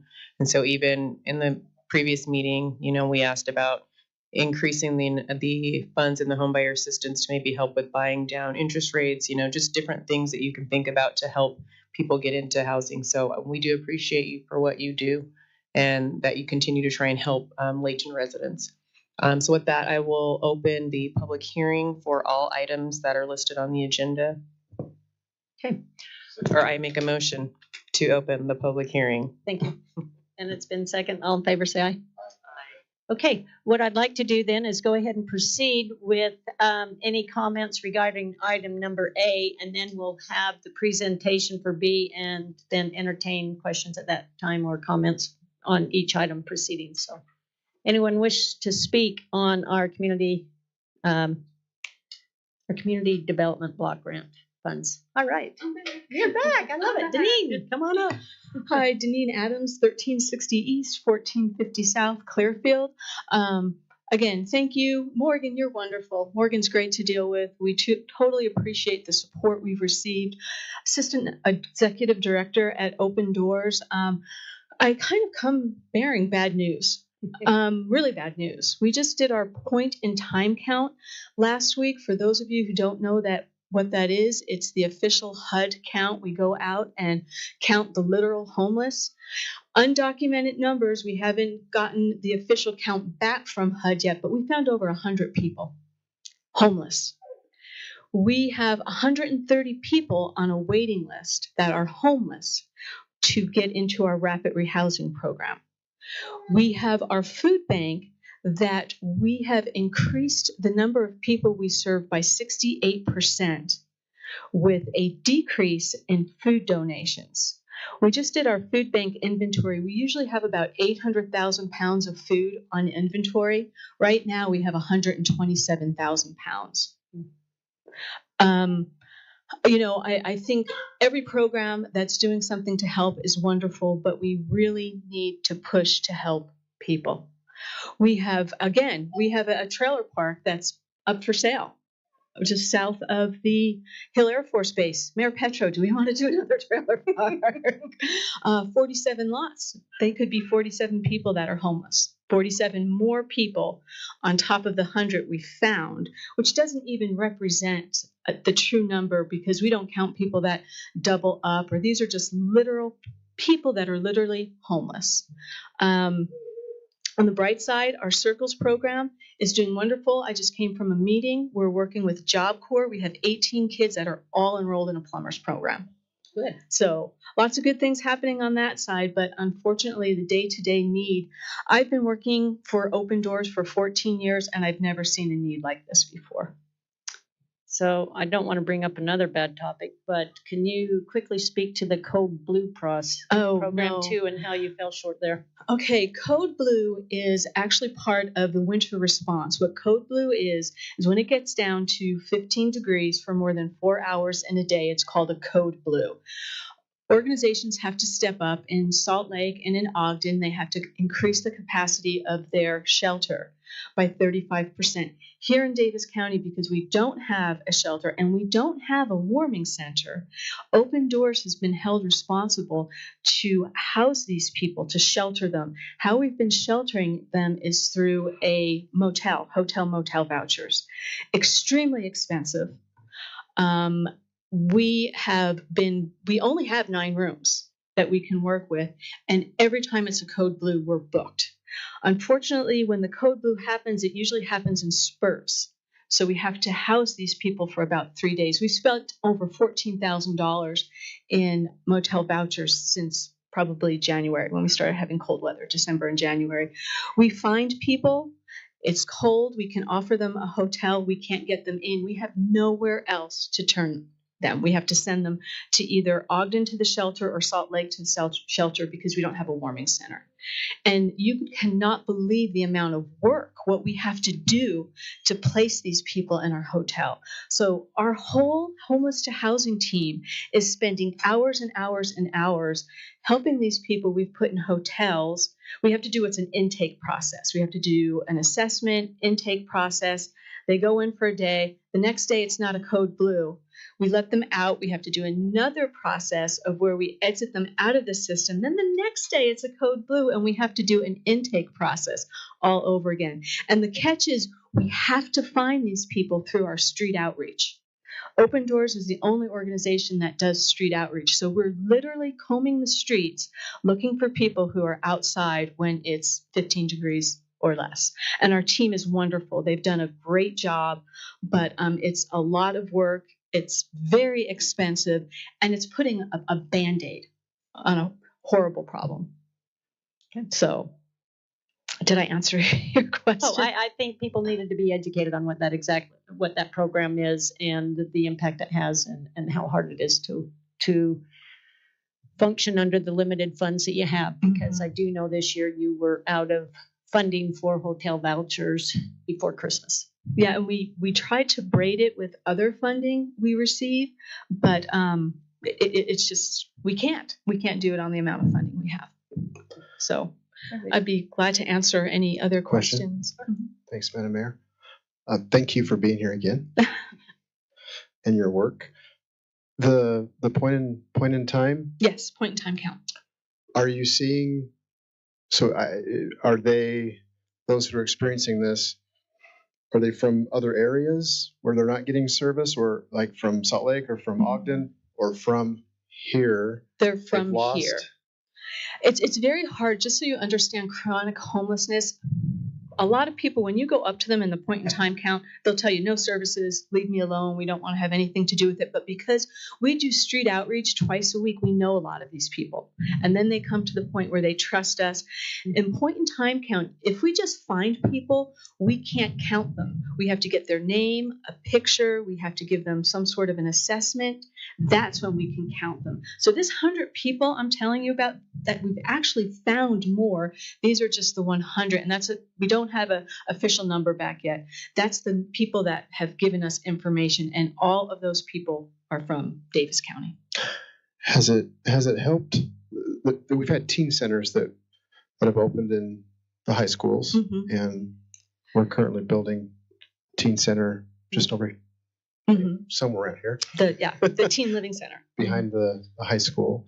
Have you seen an impact of the teen centers in your work? The teen resource centers in the schools, for a little while, Circles Youth were going in there. They're not targeted for homelessness. They do help all kids that have any types of needs, whether it's a coat. They do find things from children, but it's not a homeless program. But we had actually worked. The teen resource centers are great for kids who are needing help, but they're not geared for homelessness. Final question. Are you getting help from the other municipalities here? Or is it just Layton that's... The highest percentage of people we help are from Clearfield and Layton. But I'm saying from city councils. Oh, I thought you meant from other Sorry. cities. We actually, you guys are great to us. We have a lot of support from the city council. Financially, we can always use more. It just kind of, and I'm sorry, this is just my personal opinion. When I hear about these projects, no offense, Morgan, I think you're great, but when I hear about these projects where they're taking $150,000 to build 4 houses, and I have 130 families that are homeless on a waiting list to get in. It's just tough. Do you have other cities that are helping with funding? Is my question. Oh, yeah. Not just us. Because this is not, we're, unfortunately for us, it's a 15% cap, and we have Clearfield City that helps us with their CDBG grant funding. We have the county. We receive HUD funding. We receive state funding. We also have a lot of private funding, private foundation funding. So yes. Thank you for your work. Okay. And she advocates a lot up at the state for everybody. Yeah, there's thank you for your work there too. A lot of legislation up there that can help people. Because of the fact what we're in, we try and do a lot of prevention, keep people in housing. So we have a landlord-tenant mediator. We try and work with legislation. So, but thank you. Okay. Hold it. Uh-oh. Just answer me, what's a warming center? A warming center can actually be a library, hospital, any type of that designation that they'll allow people to come in when it's that cold, and they give them cots. A lot of churches, the Red Cross sometimes steps in. I know in Provo, they went to all these churches, but the churches aren't zoned for overnight, so they called it an all-night event and played movies all night. I don't know if that worked very well, but a lot of, I know in Salt Lake, they use the libraries, some of the hospitals let them use their entry halls, the police department, universities. So each county has something different. Thanks. Mm-hmm. Okay. All right. Thank you. Is there anyone else that wishes to speak on behalf of item A? All right. Hi, I'm Timothy Schaefer-Meyer. I live at 1315 West, 1150 North, and I'm here representing Layton Youth Court. I started as a youth judge my junior year of high school, and I have since graduated, and I am now an adult advisor for Youth Court. Carlene would normally be here, but she wasn't able to make it, so she asked that I step in her place. We want to let you know that we appreciate the funding that we get. This is our 26th year. We currently have 25 youth that are trained to be judges and other jobs that we have the youth do. We are currently halfway through our fiscal year and have received 61 cases. To put in reference, last year we received 62 cases in total. So we are on par to double our cases for this year. For the last 2 years, we have completed 100% of our offenders have completed their cases. And a majority of those cases are possession of marijuana cases. And then the second most popular case is retail theft, as well as just theft. And then we also recently have a Learning to Breathe class in partnership with Davis Behavioral Health that we have going on here. I know that it is not just youth court youth that are going to these. We also have youth that come from surrounding schools that come to this class. And over 30 of our cases have been referred to this class. And we'd like to thank you for your support, and we hope to have that continued support. Thank you. I love it. I love the fact that our youth are stepping up and presenting. I mean, that's what this program's all about. And I'm sure, Ms. Edmondson, you'd probably want to speak on behalf of how great the tie-in program goes with this. Absolutely. So appreciate you for being here. I noticed when you all were sitting there, you had your youth court shirts on, and Carlene will be proud. You presented very well. So good job. We are thrilled that we have our youth participating, that they're here, and that we can support this youth court program.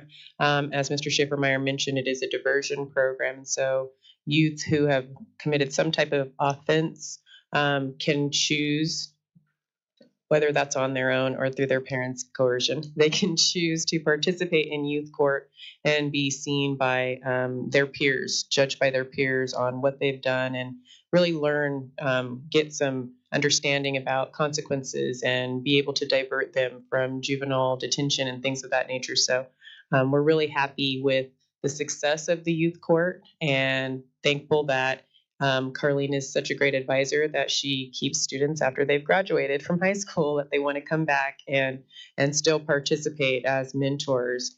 And then that Learning to Breathe program that was mentioned is also a program that Layton CTC, Communities That Care, has partnered with the Davis School District, and it's in all of the 6th grade elementary schools in Davis County, and it is just a tool to help our youth to cope with things that they may be going through. And if they learn at a young age how to deal with their emotions and stressors, then we are hopeful that they will become adults who know how to also handle their emotions. And so that program that he mentioned, there are also adults here who attend that. Sometimes the parents come to wait with their children while they're in youth court, and they attend the class. And so we have a lot of people in the city who are able to take advantage of these free programming or this free programming that just helps us all to live better lives. So appreciate you for reporting on behalf of the youth court, and we are happy with the work that you all are doing. Well done. Okay. Anyone else wish to speak on item A? Okay, I'm going to go ahead then and move on to item number B, which is an annexation and rezone request. Mr. Chad Wilkinson's going to be presenting item B, and then he's also going to stay there. Well, we'll see if there's any comments, and we'll also have him present item C. Thank you, Mayor, Council. This next item we're going to talk about tonight is a annexation and zone change, as was discussed. This is for the Barney property. I'll show you the location of that property, approximately shown in red there with the red dot. That about 0.59 acres of property at about 3041 West Gentile Street. As the council knows, this came before you about not too long ago, about middle of December, or no, actually it was a little bit later than that. It was I think just fairly recently. We have a 30-day noticing requirement that we do, and we've done that. We've taken the time to do that. It's gone back to our planning commission. So this is the final city step as far as annexation and rezone goes for this property. The property is shown there outlined in red. This is property that's pertinent to the property just to the north here on Gentile Street. You can see the surrounding uses. The use of the Jenkins property here immediately to the west was approved as a planned residential unit development by the council not too long ago. We've got some existing agricultural use to the east and single family and duplex use to the north. So this proposal would be to bring this additional property in. This would be included as part of a development of this property at R110 densities. A part of the annexation request is a rezone. The rezone is to change the zoning that would happen at annexation, which is just automatically agricultural. Anytime a property is zoned from or annexed from the county, it comes in as ag land. That'll be a proposal to rezone that property and annexation to R110, which is consistent with the general plan and consistent with the property surrounding. Again, just an overview of the land there. You can see there's some existing unannexed portion, unincorporated piece of ground there to the east. This is that property in red. There is a potential for that property to also be a part of the Jenkins PRUD. That would be just through an amendment to that plan should they choose to do that. But there is a potential for some subdivision off of Gentile as well. So with that, we are recommending approval. Planning Commission also forwarded a recommendation of approval for the Barney annexation and rezone, and are recommending the council approve this, and I'd be happy to answer any questions. Council, do you have any questions? No. Okay.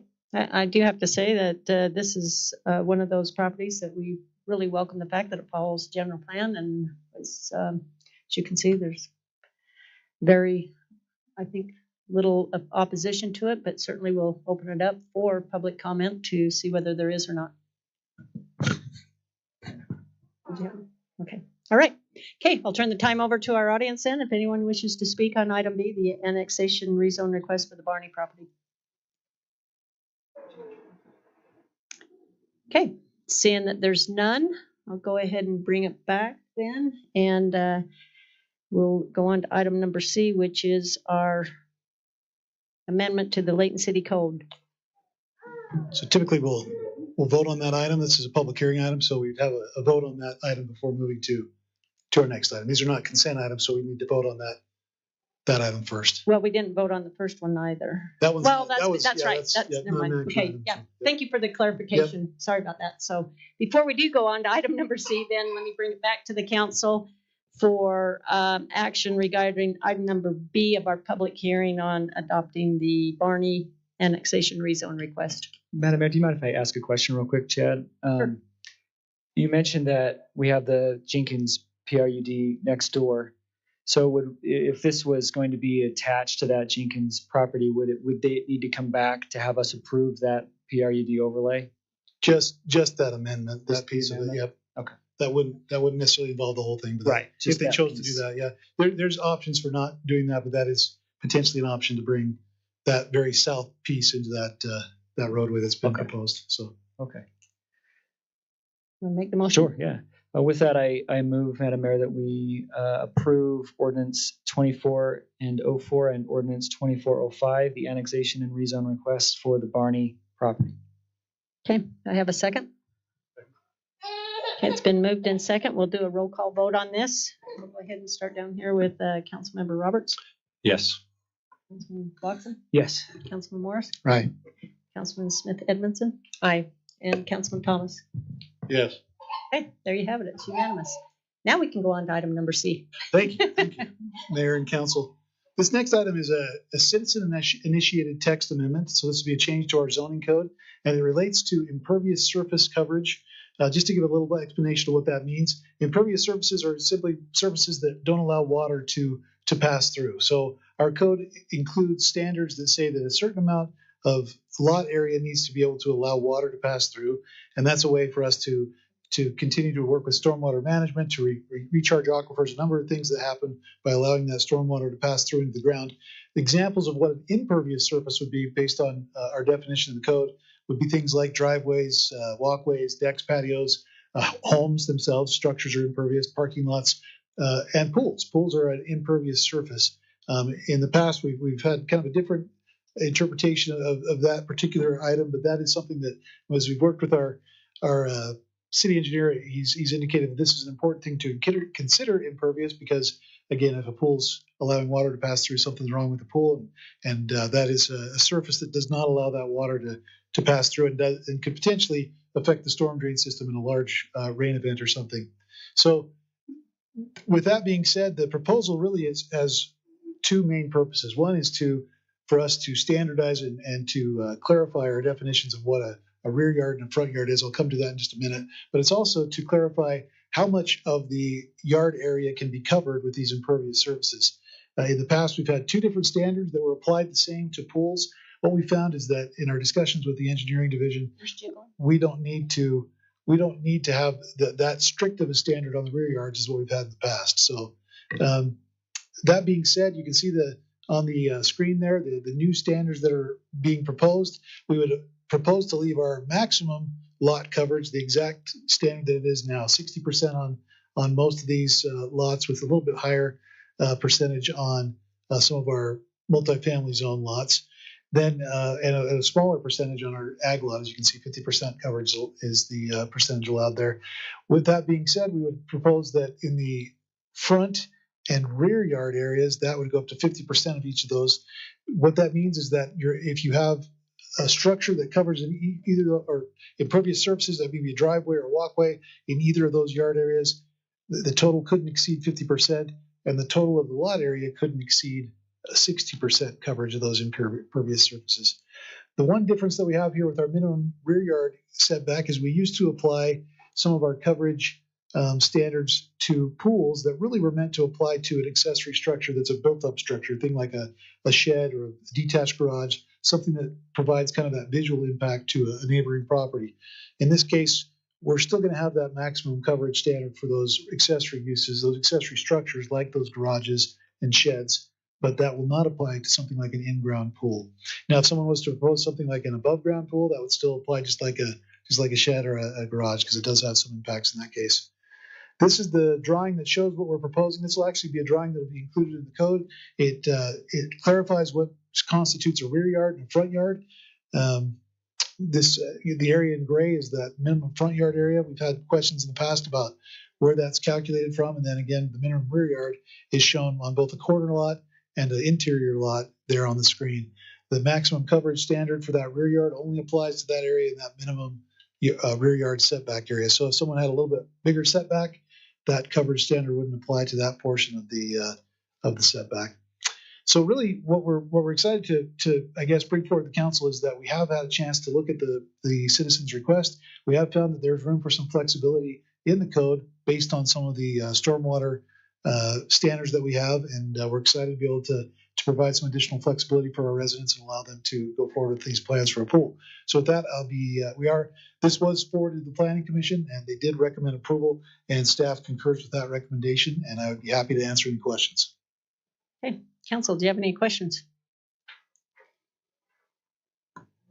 I don't really have a question, but we did talk about this in the work meeting, and Councilmember Bloxham brought up, and I don't know if I'm stealing your thunder at this point, but how it was nice to hear that a citizen or resident would bring forth something that they thought, maybe could be better, and that the planning department was willing to sit with them and look at, can we make some changes that are going to be, more helpful to the residents? And so we appreciate the department for doing that. And also we know that since COVID, lots of people have been putting in pools. So I'm sure that this is going to benefit a lot more than just that resident who prompted the change. So thank you for putting forth the effort to do that. You're welcome. Yep. Okay. Any other questions? If not, I'll go ahead and turn it over to our citizens for any comments regarding item number C. Okay, seeing that there's no comments, I'll go ahead and bring it back to the council to take action regarding ordinance 24-02 and to, let's see, I'm curious, close our public hearing, but we got item number A. Would that continue? That was. We'll just have a second public hearing, so you can close it and we'll reopen it at that point. Yep. So we'll just reopen it at the second one. Yeah, the second Okay. will be All right, gotcha. several weeks from now. Yep. Yeah, that's what I was thinking, because I know that one's still ongoing, right? So, okay, so council, I'll look for a motion regarding item number C and to close our public hearing.